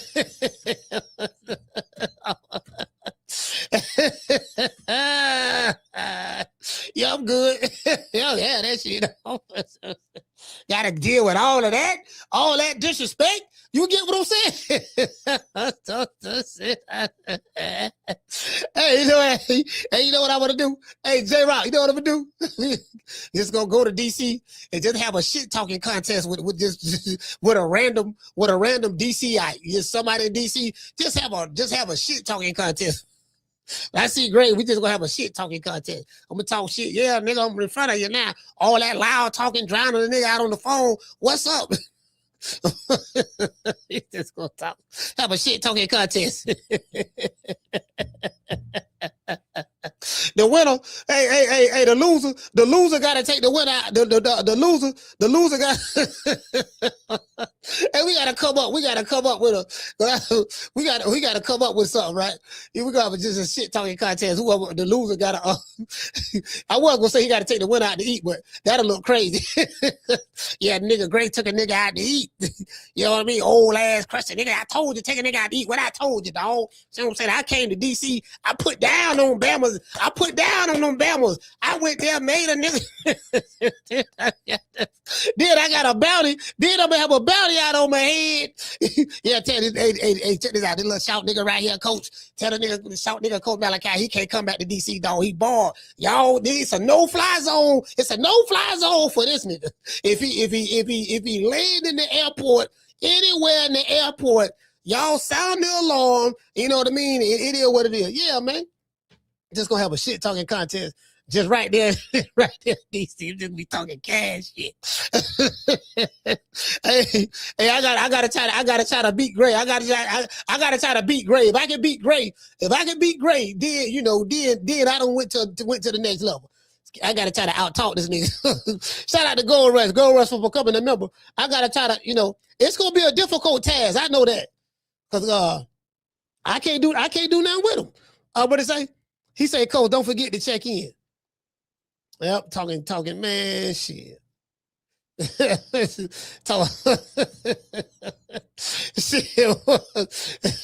Hey, what they say?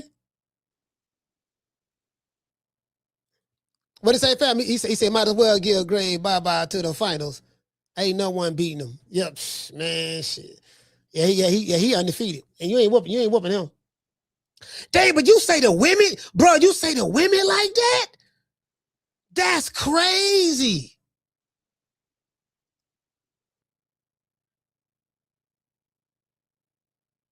He said the best job as BSDC shit talkers be up in the white buildings talking shit. Hey, check this out. Bro, that's crazy. He say shit to Ryan. Fight me and my cousin was arguing about Tank and Roach. What he say? He said what you say? He say shit, Coach. The Ryan fight had me and my cousin arguing about Tank and Roach. Oh, okay. Oh yeah. Dang, bro, that's crazy. Like, now you know what? You know who kind of aggressive women from Brooklyn.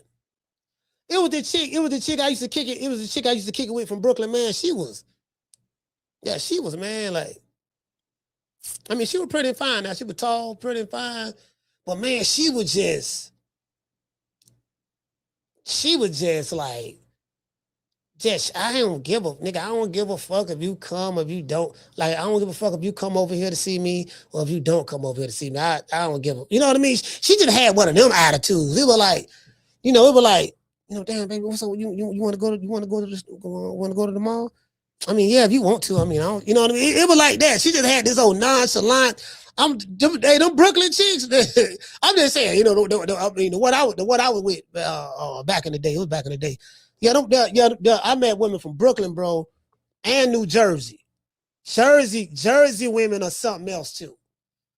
Jersey women are something else as well. They something else. I'm talking about I met the women I met from Brooklyn and the women I met from Jersey that I've dealt with. Listen. Them motherfuckers that throw hands, they're gonna throw hands and everything. They're gonna be willing to fight and everything, bro. For real. I'm talking about the ones I dealt with. Them motherfuckers, I'm like, you know what I mean? I'm talking about pretty too. Pretty gonna throw hands.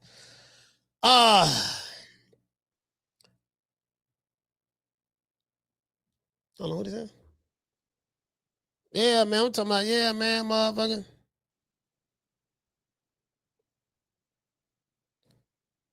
Yeah, man, I'm sitting back.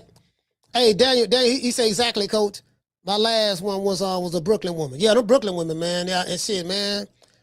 Yeah, them motherfuckers, and the motherfuckers in Jersey too. I'm trying to tell you, boy, them some scrappy motherfuckers, man. What you say? Gold Rush say Jersey born and raised, and that's no lie, Coach. I'm telling you, bro. I remember. I'm talking about the ones I dealt with. I say, damn, they got a lot of red bones in Jersey. And I'm like, man, this feisty, man. They just want to bump. And I'm like, why did Brooklyn women they just so rough? Like they'll smoke up there, like they'll smoke there, like you'll see one smoking a blunt with you. You know, I'm like, man, shit. Hey, guess what? They hard. Let me tell you something. If you were square, they'll run circles around you. They heartbreakers too. They heartbreakers too, and they heartbreakers. But I ain't never met no but doggone Baltimore and DC. Damn, I ain't. That's crazy, man. That's crazy. They that aggressive? Damn.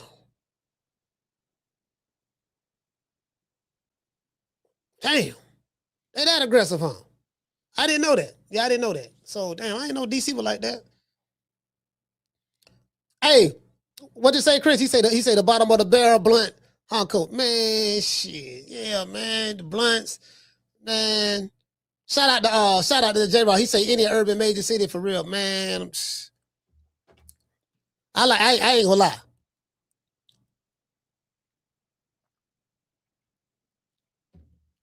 I think the old Atlanta has some nice, has some nice honey dips. The old Atlanta. Now I don't know what's out there right now. Houston is nice in Houston. I love Houston.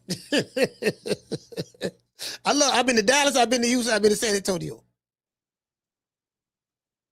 Hold on, let me see. Oh, my daughter just texted me. All right. Yeah, you know what I mean? Houston is my favorite city in Texas. I even though I haven't been to the other, I've been to Loretto, but of course Loretto, that's right on the border. That's I used to drive trucks, so I used to do deliveries down in Loretto and do pickups. I had a drop and hook, so I used to drive refrigerated, right? And then I switched over to dry van. When I switched over to dry van, I was doing dropping hooks. So I used to always go to Texas, have to always go down to Loretto. You know what I mean? Drop a load, pick up a load, and come back. You get what I'm saying? So man, Houston, man. Yeah, I fucks with Houston, man. For real. Hey, J-Rock say he say, yeah, see, I can't speak for back in the day, DC.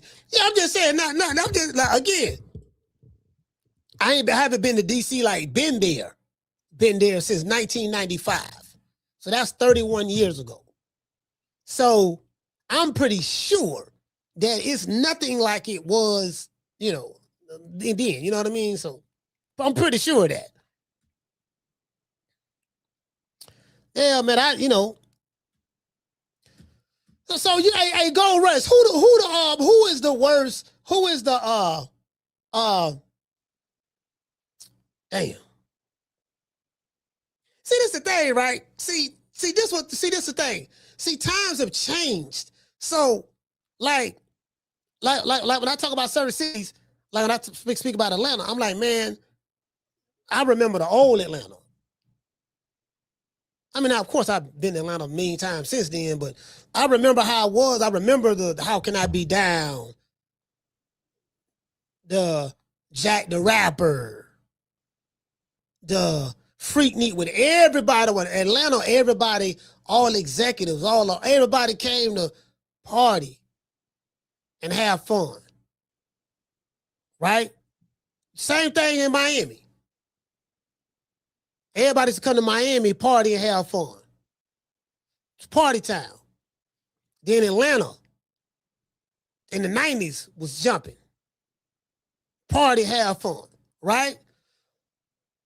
I don't know. I don't think it's like that now. Like it don't have that same vibe. I don't think it's like that now. Now it don't change a lot. It's different. You get what I'm saying? The energy different. The energy is different. You get what I'm saying?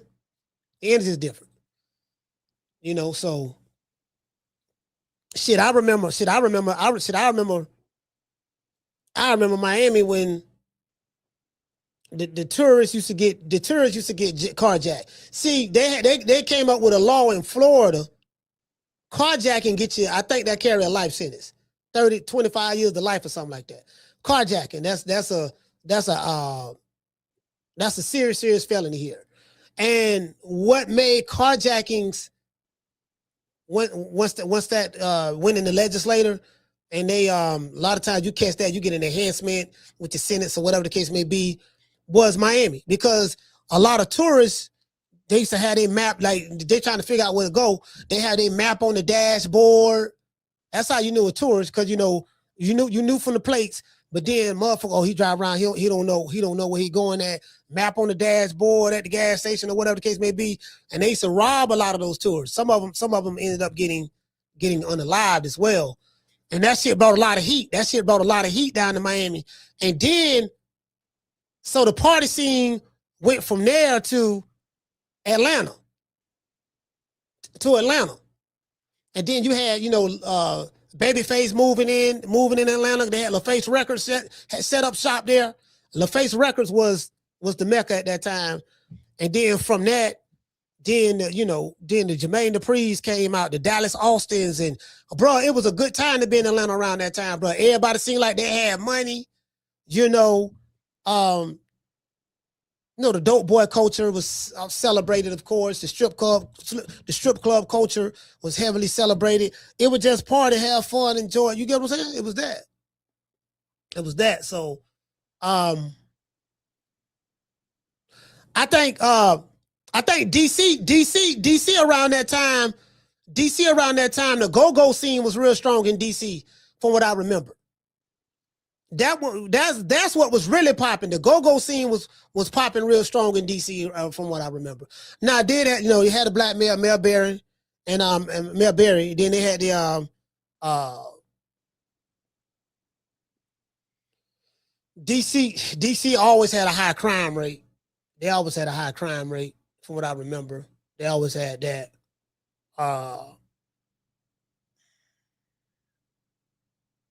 I ain't never used to hear much about Baltimore growing up, for the most part.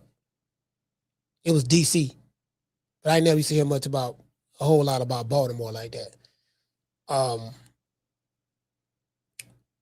Of course, New York was always popping. New York always been popping. Just anywhere you go in the city, New York always popping. So New York and Jersey and all that. Philly had their thing going on. Philly was doing their thing. Detroit was doing their thing. Cali had their own little, California got their own little world. LA is different from San Diego and the Bay Area. The Bay Area is nothing like LA or San Diego, and San Diego is nothing like those. You get what I'm saying? The southern part of California. So yeah, Cali's always had that laid back vibe, nice palm trees, gang banging like crazy, but it always had that, you got to keep your head on the swivel anywhere you go. So yeah, man, I remember, man. Hey, what you say? J-Ross said the crack culture. Yeah, that crack era. Yeah, that crack era was serious. Hey, what you say? Hello, David say DC had the dispensaries wide open when I was down there. Oh, they got dispensaries in DC? Shout out to Sheila. Sheila, what's going on? Somebody said something about dispensaries. He said when Benavidez and Jay gonna happen. I don't know. When you find out, let me know. You know more about it than I do, probably, fam. He say crack culture is USA culture. The USA government openly admitted to poisoning its own citizens with crack. Shout out to D4L. D4L, what's going on, fam? What did say Chris? Chris Legg say, he say, do they still have the Kappa Beach party down by Houston? I don't know. You gotta ask somebody I gotta ask Rick. Somebody from Houston in the chat. I don't know. Panama City used to be popping back in the day. They got the spring break in Panama City. That's what Panama City be popping. We used to be popping back then too.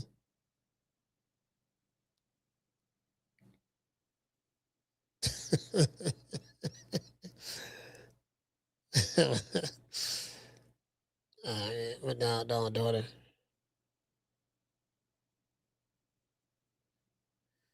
Yeah, man. Doggone. I'm trying to think all the places that were popping, man. Shit, like it just things a lot of it just a lot of stuff don't change now, fam. Things don't change so much, bro. It's like the shit don't seem recognizable. It don't change. Have you? Is it just me? Is it just me? Right, but because I'm old enough to remember how it was, but I'm young enough living through how it is. So what I'm trying to say is I was able to see the transition from how it was to what it is now. And it's the polar opposite of how it was, if that makes sense. I'm like, bro, it's like some stuff I don't even recognize. Some stuff that would not be the norm or some stuff that would not be the norm would never be looked upon as the norm is the norm today. It's crazy, bro. It's like, I don't even recognize this shit. Sometimes I feel like I'm on another planet. You know what I mean? Shout out to Jamie. Jamie, what's going on? Yeah, Sheila from Cali, man. Killer Cali. They say it's Killer Cali. Says Killer Cali. That's what they say. They say Killer Cali. Yeah, man. Marta King, what's going on, fam? What's going on? Man, look here. Hey, Marta King, we sitting here reminiscing. You know what I mean? About back in back in the day. I was sitting back, like, looking at the actual, hold on, as a matter of fact, let me pull up this schedule. Let's pull up this schedule and see. Cause I do want to see this schedule. What's Ring Magazine got all the schedules, so boxing schedules.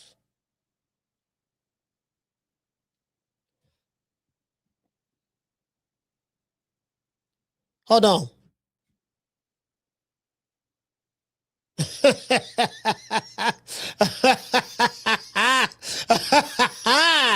Whoa.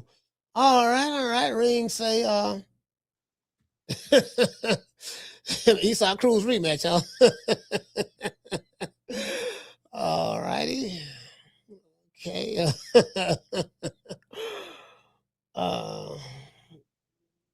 Short sighted and citizenship. Jay, that's crazy. The WBC orders Lamont Rhodes versus William Cepeda for vacant title. I like this. Lamont Rhodes, this fight might end up on a draw.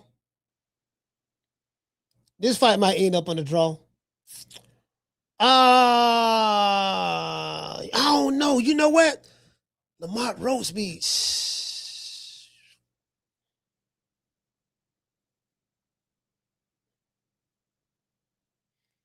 I don't know if he fight William Cepeda, he probably gonna be over there with Golden Boy.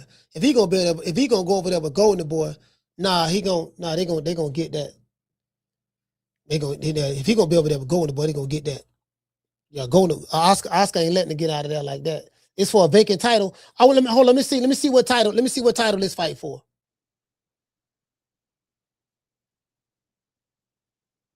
He say the sanctioning body has ordered both fighters. Y'all check this out. Hey, hold on. Y'all check this out. It say the WBC officially picked up the phone and called Lamont Roach and William Cepeda. The sanctioning body has ordered both fighters to get it on for its vacant lightweight title. Now, the teams have 30 days to work out a deal. If one isn't made in the allotted time, a purse bid will be called. The WBC somehow skipped over interim title holder Jada Herrera. The title became vacant after Shakur Stevenson got stripped. Yeah, I see that there. So basically, this dude, Herrera, I guess he the interim. So normally how it goes is when there's a vacant title, the interim guy is the next guy in line. You know what I mean? But of course, when you're dealing with the sanctioning bodies, their rules are interchangeable parts. You get what I'm saying? So they opted to say, okay, this guy really don't have a name. Lamont Roach got a little notoriety about himself. William Cepeda has a little notoriety about himself. Let's make that fight. And I do think that people would rather see that fight more so than the interim. But my point is, they do what they want to do, how they want to do it, so they don't have any rules. True. That's my point. They don't have any rules. You get what I'm saying? So, anyways, let's go back over here. All right. So let's go on back over here. All right, so Tinkerbell coming back. Oh, let's see. WBC orders Dalton Smith. But let me tell you something. This dude right here has to be one of the toughest fighters today. This man was getting hit with uppercuts, left hook. He landed some good shots himself. But bro, but this man was able to, bro, that punishment he was taking, bro, and he kept stepping the entire fight. I'm like, bro, Lord have mercy.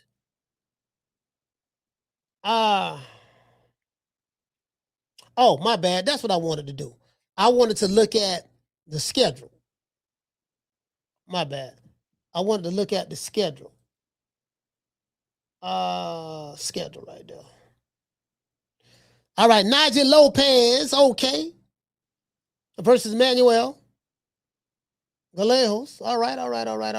Oh, they fighting in Kissimmee. A lot of y'all think Disney World is in Orlando. Nope, it's in Kissimmee. Of course, part of it is in Orlando because it's huge, but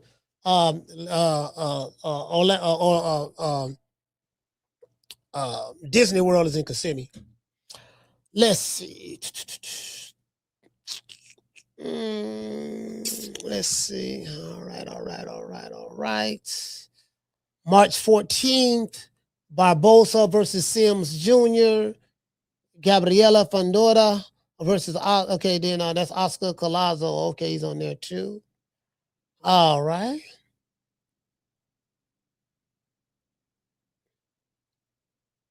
March 15th. And you know what get me? Check this out. This is another thing that get me too. I got to say this. I'm laughing, right? In America, let me ask y'all this question. How many of y'all in the chat watch the lower weight divisions? When I say lower weight divisions, I mean 130 pounds on down. So we talking about super featherweight, junior featherweight, bantamweight, super bantamweight, junior bantamweight. Who watch those weight divisions?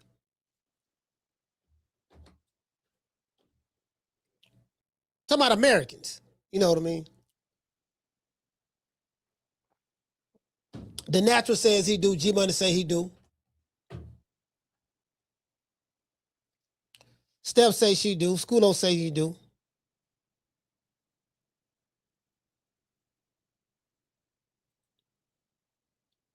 Who else watching?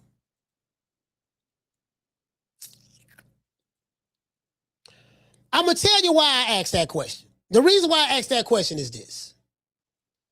I see a lot, those lower weight divisions, people ain't watching dudes fight at 122, 122 pounds, 126 pounds. I'm saying overall, those are not the popular divisions. You want to know how I know? We got Bam Rodriguez fighting at 118. What Bam fighting at 115? Something like that. He's on the pound for pound list, but you don't hear a lot of people talking about Bam. I've done shows about Bam. I'm doing a show right now about Jai Opetaia. You know, certain names. So I sound like to say this. I'm going somewhere with this. A lot of these guys I'm hearing online, they're talking about a new way. And they're saying that, this dude ain't fighting nobody. He over there in Japan. Shushu said if he really want to be a star, he need to come to America and fight me in New York City if he want to become a star. I'm hearing all this shit, right? I'm listening, observing. Listening, observing. And I'm like, the dudes online saying the same shit. I'll call, hold on. Dudes online saying the same shit. And I'm like, fam, Dudes online don't even watch niggas fight at 115 pounds, 118 pounds, 122 pounds, 126 pounds. They don't even watch some of those small weight divisions. But they on here complaining, discrediting another guy who they don't even watch. He need to come to America if he want to be known. Guess what? The dude, you can't even tell me 5 dudes that fight in the 126 pound division or the 122 pound division or the 118 pound division. I'm talking about these guys online. They can't tell you which Americans fight in those divisions that they would, you know, because they don't watch them. So why are you complaining about a fighter coming to America to become known when you don't even know the American fighters that's fighting in those weight divisions right now? True.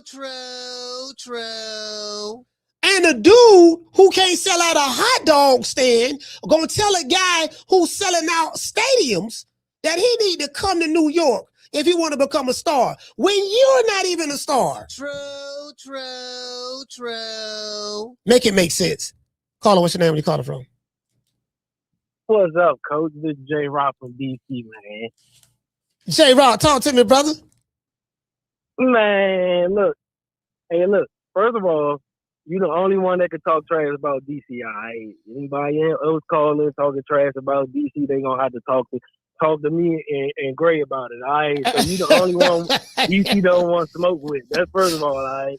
Everybody else there, you know, y'all gotta check in with me before y'all start talking shit, and then I can approve of y'all shit talking of DC, you know, because I can't have motherfuckers passing around rumors about my city, dog.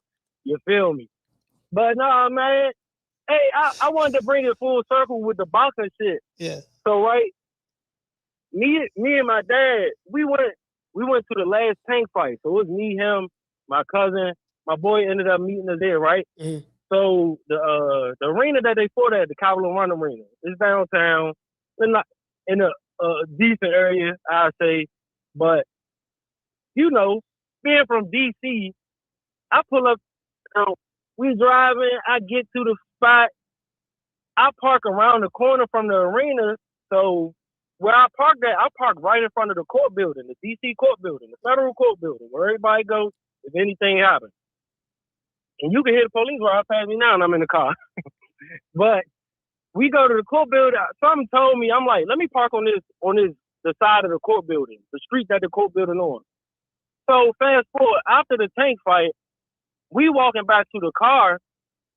The block that we parked on, so the same block, just different streets. The street adjacent to the building, every car got the fucking windows bust out of it. I'm talking about every single car down the thing. We walking down, I'm like, damn, somebody got that shit broken in. I walk past the next, I'm like, damn, they got their ass too. Man, it was an Audi R8 sitting on the street right there. $40 million car, windows gone.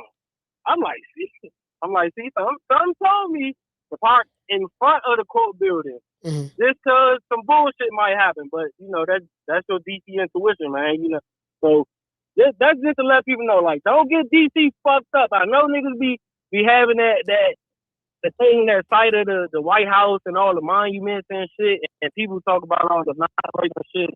But you gotta be careful when you come to DC, man.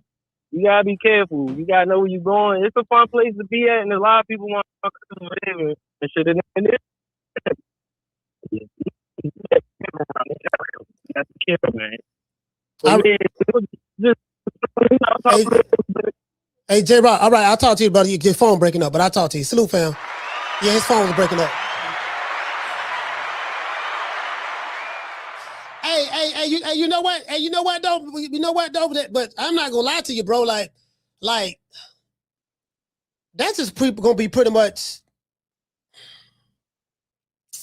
No, you know what? I ain't never had my car broken into downtown Tampa though.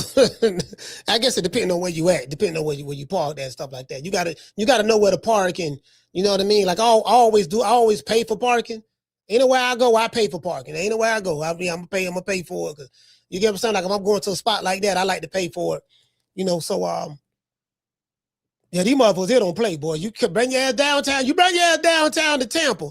Boy, listen, let me tell you something, boy. These white folks don't play. These police officers, but they ain't playing here, man.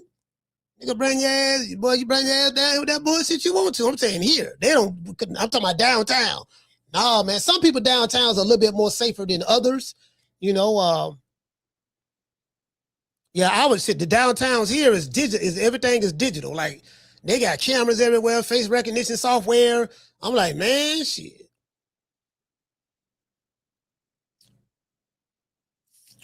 Yeah, man, you get what I'm saying? So another thing too, I'm finna tell y'all, like, I went to this school, right?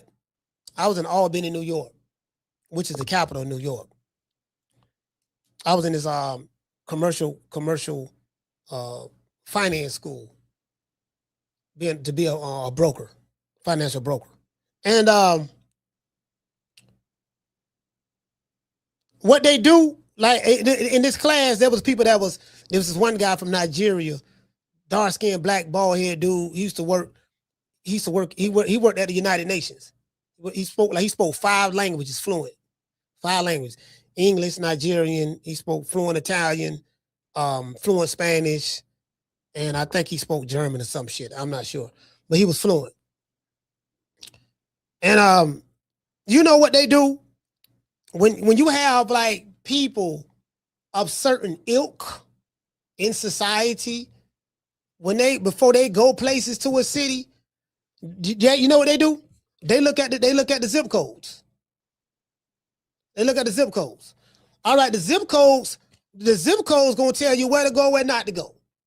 All right, okay, all right, the zip code right here, 33. What is this? 3361? Oh shit! Let's look this up. Let's look at the rate. Like they gonna know where to go for the. I'm just saying. We was having this conversation in class, and that's what they was talking about. Yeah, you have to always, like, when you go to these cities and, you know, different cities, where, you know, you got to know where you got to know where the crime at. You got to know where it's safe at, where it's not safe at. Anywhere you go, anything can happen to you. Do you get what I'm saying? But yeah, they you know, you got to look at them zip codes, them area codes. Like, yes, you get what I'm saying? Yeah, you got to do that. That's what they did. I mean, that's what they were talking about in class. We was in class. That's what they were talking about. Yeah, we got it, man. We got to, you know. Shout out to Bruce Gas. Bruce Gas, what's going on? Yeah, you gotta do that, fam. Shout out to the Martin. Salute, fam. Yeah, you gotta do that. You gotta do that. You gotta know where you're going at. Like, if you ain't never been to a city before, you gotta know where it's hot. You gotta know the hot areas, and you gotta know the not so hot areas. You get what I'm saying? Like, okay, cool. You get what I'm saying? So, you know, because this is the thing, right? If you go to, I do get what people are saying. We spoke about this before about the what is it? About the checking in stuff. So the checking in stuff, like, I ain't never heard of that shit before. Check in. You know what I mean? Like, I've been everywhere. You know, like, we ain't never had that. You know what I mean? But I think Jay Prince, brother out of Houston, I think it was either him or the brother from Detroit named Trick Trick.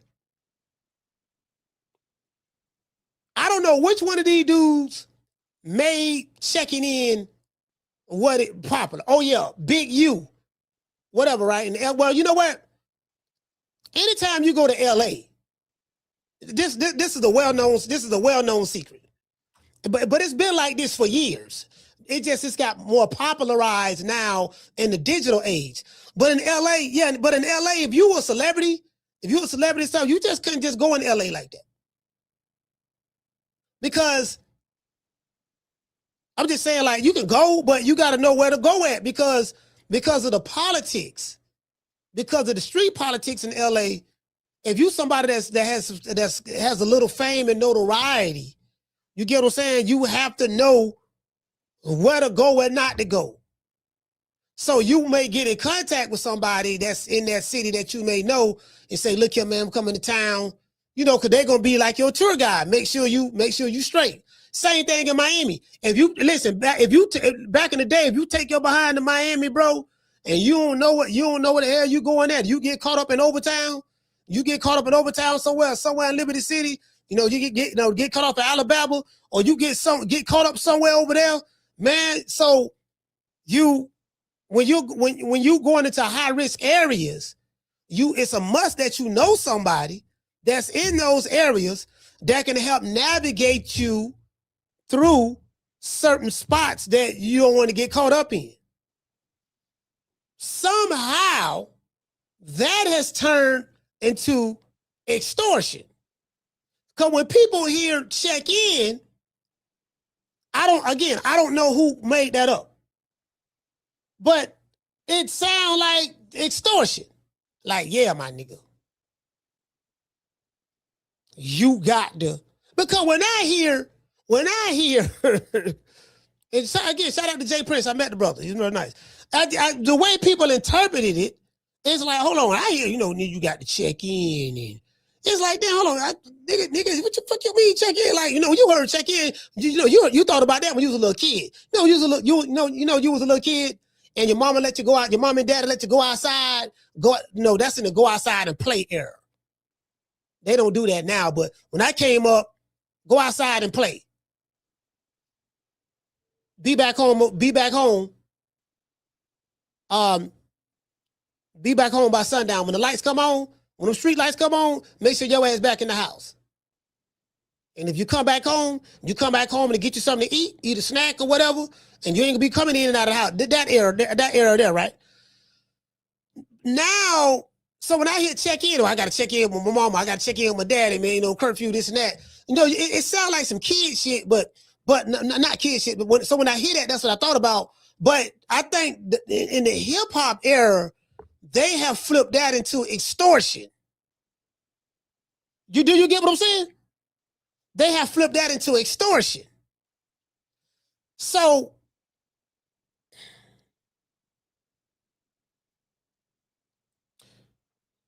and it's a double-edged sword is what I'm trying to say. Because in one breath, if it's a must that you gotta go and I'm just talking about LA. But that's any city. This how okay, if you want to hang out where it's popping at and don't nobody know who the fuck you is, and motherfuckers know you ain't from there because you don't look familiar, and you look like, you got all this jewelry on or whatever, or you looking flashy and fly, the wolves gonna get you. So you gotta have somebody who can navigate. Put it this way: it's just like if you go to the continent of Africa, and you go to a specific country, a specific country, not Pacific, a specific country within the continent of Africa, and you was to go on a safari. Would you go on a safari by yourself? No, you would get a tour guide, someone who is accustomed to the land and the terrain of that country, because you're going on a safari. You don't want to be walking through the safari by yourself. Ooh, look at them lions over there. And the lion looking at you like, hey, Bob, Mufasa. Yeah, what's up? Man, look at that motherfucker over there. Is that a human? Yeah. Look like he by himself, too. Man, shit, I am kind of hungry, dog. Damn, shit. I ain't gonna lie, Mufasa, you weigh 500, you weigh 450 pounds, dog. You can literally eat him by yourself. You don't really need us. Yeah, man, but I want to share it with y'all, man. So I tell you what, let's go on over there and get him. I'm gonna snatch his head off. Bob, you get a leg. You know what I mean? Lioness, you get the other leg. So you got, you know what I mean? I got the head, the leg, and then what we got. So that leave what? 2 arms in the body. So what you gonna do? I'm gonna get what you gonna do? I'm gonna gnaw on the left arm, you know on the right arm, and then then we gonna nibble on the body together. You get what I'm saying? So true. But see, it's a double-edged sword. And I say all that to say this, it's because in that industry, forget that industry, but that's really anywhere, whether you in that industry or not in that industry. Like J-Rock said, if you go somewhere and you motherfucker don't really know, you can't, like, it's certain parts of Houston you can't go at. It's certain parts in any city that you go in, you just know. Like, you just know. Like, you'll know, okay. You know what I mean? Yo, nigga, watch out, radar come on. That's what I call it. You know what I mean? Nigga, watch out. You get what I'm saying? So, it is what it is. Yeah. But that check-in shit, I just don't like that. I just don't like that. I don't like. I don't even like that terminology. Check in. You know what I mean? Check in with a grown. Like, you know what I mean? Cause motherfucker be like, nigga, you ain't telling these white people to check in. Hello, David. He said, I have an Apple Watch. Oh, you do? Shit, I got one here too. Let's give everybody a round of applause. Shit, I got one here too. Shit. Yeah, you know what? I ain't even wearing it right now. I'm not even wearing it. Yeah, so this weekend we have this month, man, boxing is, Lord have mercy, is brutal. I'm talking about just from them, because I mean understanding American boxing very well, American boxing fans, this shit is, Lord have mercy. Because the American boxing fans, they're really only interested in the big name American fighters. That's what pushes the needle. The big name American fighters.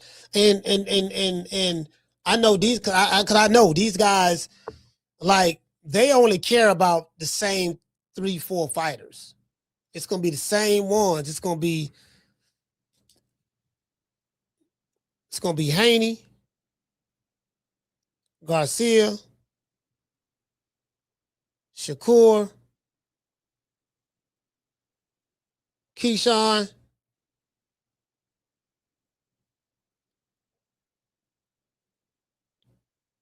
for the women, maybe Clarissa Shields,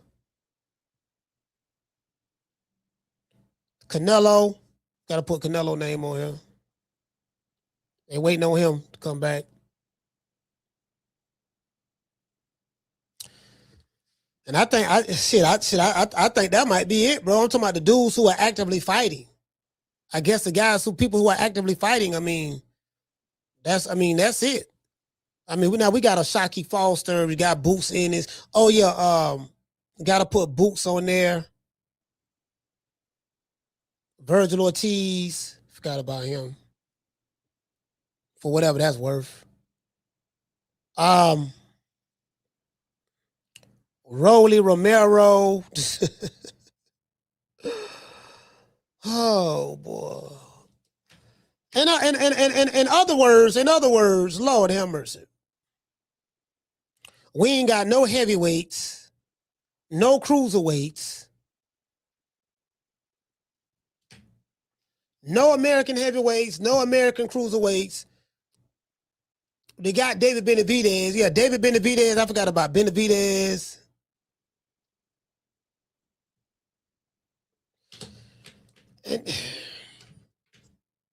Yeah, man. Yeah, I'm talking about, and everybody on this list don't move the needle. Everybody on this list don't move the needle. It just, out of this list, it's about 3 that's that's really popular online or whatever. And it's, and you get what I'm saying? It's like, bro, it's weird. I can't even describe it. I can't even describe it. And then the other fighters, like, they're not interested in Usyk. They're not interested in Jay. They're not interested in a new way. They're not interested in, hell, they're not even interested in most of the American fighters that's here, let alone the motherfucker who ain't from America. So that just tell you everything you need to know. You get what I'm saying? So it is what it is. Attorney Bailey said we got Nigel Lopez. Yeah, we got Nigel Lopez. I mean, Xander Zayas, got Xander. I'm saying a lot of these dudes don't move the needle with me. I'm gonna tell you why. When I go to barbershops and I'm in the city and ain't nobody talking about you, and it ain't no twistity going on in the barbershops, and you get what I'm saying? And and everybody talking about everything other than you, and they, oh man, I ain't know that there was a fight on and this and that. And that's for most of those, that's for 90% of the people that's on that list. Yeah, that, Jake Paul. They know when Jake Paul finna fight.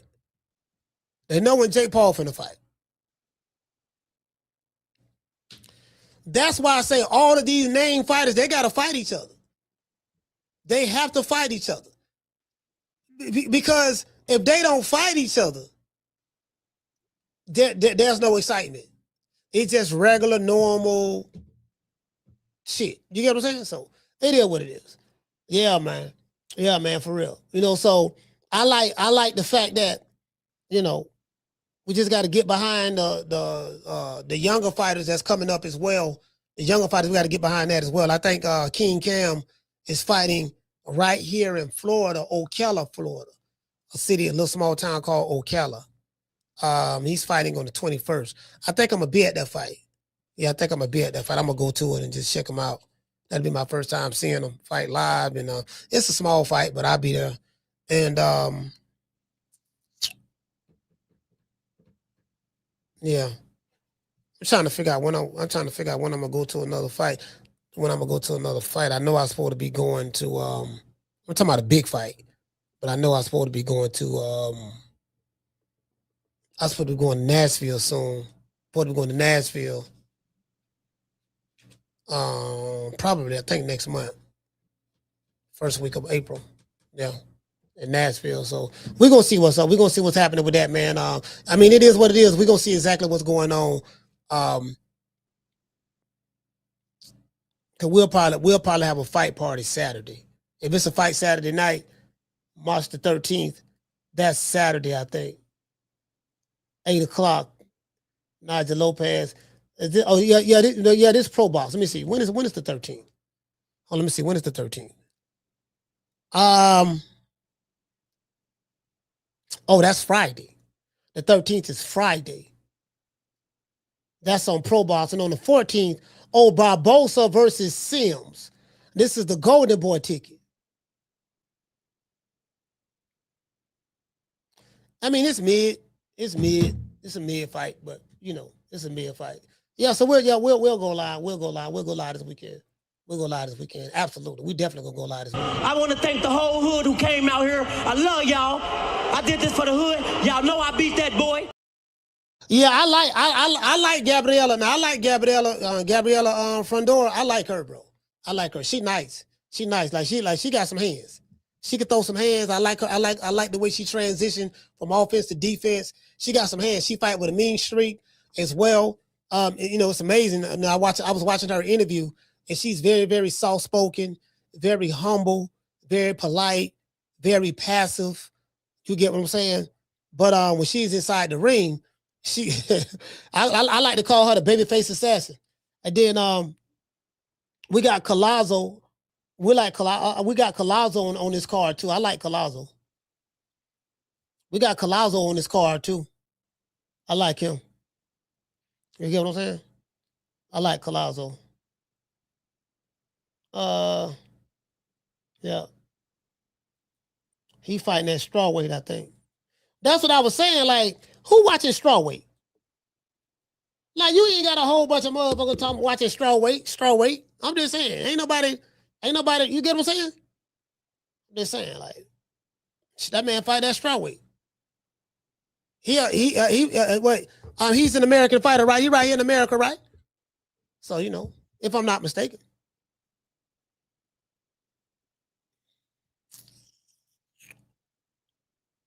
Hey, Hitman say Collazo was the best Puerto Rican fighter, not Xander. I mean, you know, what you say, Dorian said we need Devin versus Keyshawn now. Well, I think Devin is going to fight. I think Devin is going to fight Roland Romero. That's the fight that's happening next for him. Devin and Roland Romero. I anticipate Devin winning that fight. I anticipate him winning that fight. It's gonna be, you know. I anticipate him winning that. You get what I'm saying? So that's what I see. You know, that's what I see. I thought, you know, Roland Romero maybe he can't come with a surprise, but I just think skill set wise, he don't have the skills, in my opinion, but that don't mean nothing. I plead the fifth. I plead the fifth. 5, 1, 2, 3, 4, 5. Anything you say, 5. Go ahead, ask me a question. Did you? 5. Yes, sir, man. Shout out to the Tenderoni.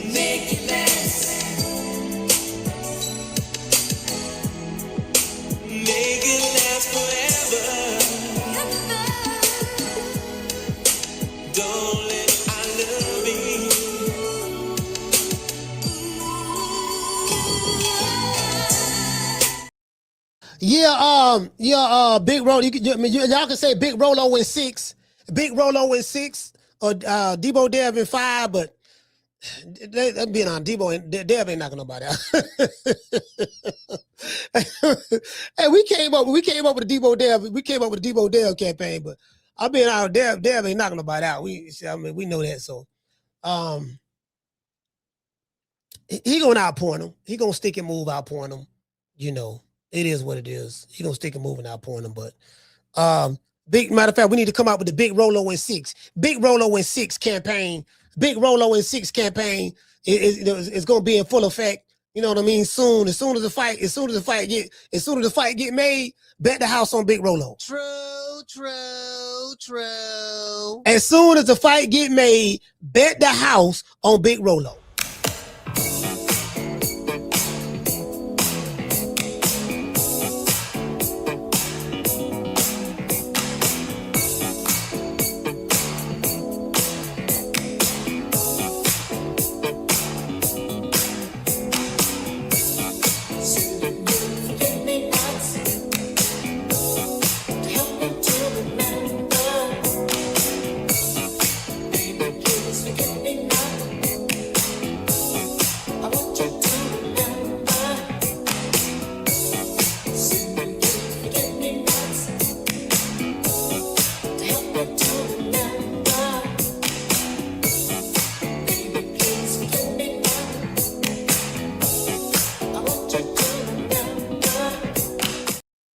Yeah, man, but I think what it is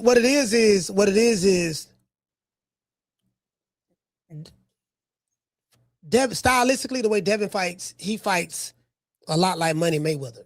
He's gonna do just what he need to do to get enough to get the win, and that's it. You get what I'm saying? He's not gonna try to fight outside of what he, his strengths, and he shouldn't. I think the last time he tried to fight outside of his strengths is when his dad, Bill Haney, listened to me when I called him, and I was like, "Hey, Bill, look here, man." Exactly what I said. Boy, look here, man. They talking about you. They talking about your dog. That's how I started that conversation. He said, yeah. What they said? Yeah, put me on, King, put me on. So I put him on air, let everybody hear it. I said, yeah, man, you got to look, man. You got to knock Ryan Garcia out. The man doggone, you got to knock Ryan Garcia out. I said, the man talking about you, bro. He talking about your religion. He talking about Dev mama. He said his mama went in his life. You pimped his mother. You had Devin Haney mama out on the whole stroll. He was talking about your God, Allah. He was talking about your prayer rug, your religion. He said, I was like, no, man, you got to knock this mofo out. You just can't go in there with no tap, tap, tap, tap, tap, grab, tap, tap, tap, grab, tap, tap, tap, tap, tap, grab. We don't want that tapping and grabbing he's doing to do now. No, he got to go get him. I put them jumper cables. I put them jumper cables on him. True. I put them jumper cables on him. That man went out there, man, tried to fight Ryan Garcia. Ain't get his head off the line, dropping his hands, and he kept getting hit with that left hook. I was like, man, goddamn. Wow. You get what I'm saying? So I mean, I ain't gonna do that. Shout out to doggone Mika. Shout out to Willie. Shout out to Hollow Davis. Who else we got? Hitman 42. Summer in November. We got Bishop Bullwinkle. Just So Sick. Who else we got? We got Jamie from New York. J-Rock from DC. Shout out to Umar from Philly. We got Gold Rush in the building. Shout out to Tegra Gigi. Shout out to Miss Steph, man. Miss Steph. Who else we got, man? Shout out to Sheila from Cali. Shout out to the lovely little Jessica. We got Bishop Bullwinkle. Let's go over here, man. Who else we got in the building? We got Daniel. Daniel, salute. We got Jamie from New York. We got Sylvester. We got Gold Rush. Shout out to Dorian. Shout out to Attorney Bailey. Let's see, we got Sha Cool Hands in the building. Schoolo X-Man. Yeah, man. Shout out to Pancho. Who else we got in the building, man? We got Miss Steph, we got Pancho, we got Amaro. Shout out to the Martin. Let's see, we got G Money in the building. We got Shaw, we got G Money, we have Gold Rush. Shout out to SRG Bendino. We got attorney Bailey. We got Philip. Shout out to G5, man. G5 from the Bronx. That's what I was looking for. G5 from the Bronx. Chris Legg. Let's see. Shout out to Marty King Boxing. Richie Baby. Mr. Bory in the building. Yeah, man, it is what it is. Shout out to Keisha. Shout out to Keisha Blessed. Shout out to Keisha. Keisha, what's going on, Keisha? Shout out to Tagger to GG. Cooking with Sir Senior. Yeah, man, listen, we going live this weekend, bro. We're doing a fight party this weekend. I'm looking forward to that. I feel like we haven't had a fight party in a while, so I'm looking forward to that. I got some class work to do right now, so I'm gonna get at y'all, man. Y'all know what time it TI is. I catch you guys on the next one. You know my motto. Don't meet me there, beat me there. Peace. Catch you guys tomorrow. Man, I'm out of here, bro. Let's go. Man, I'm out of here, bro. Let's go.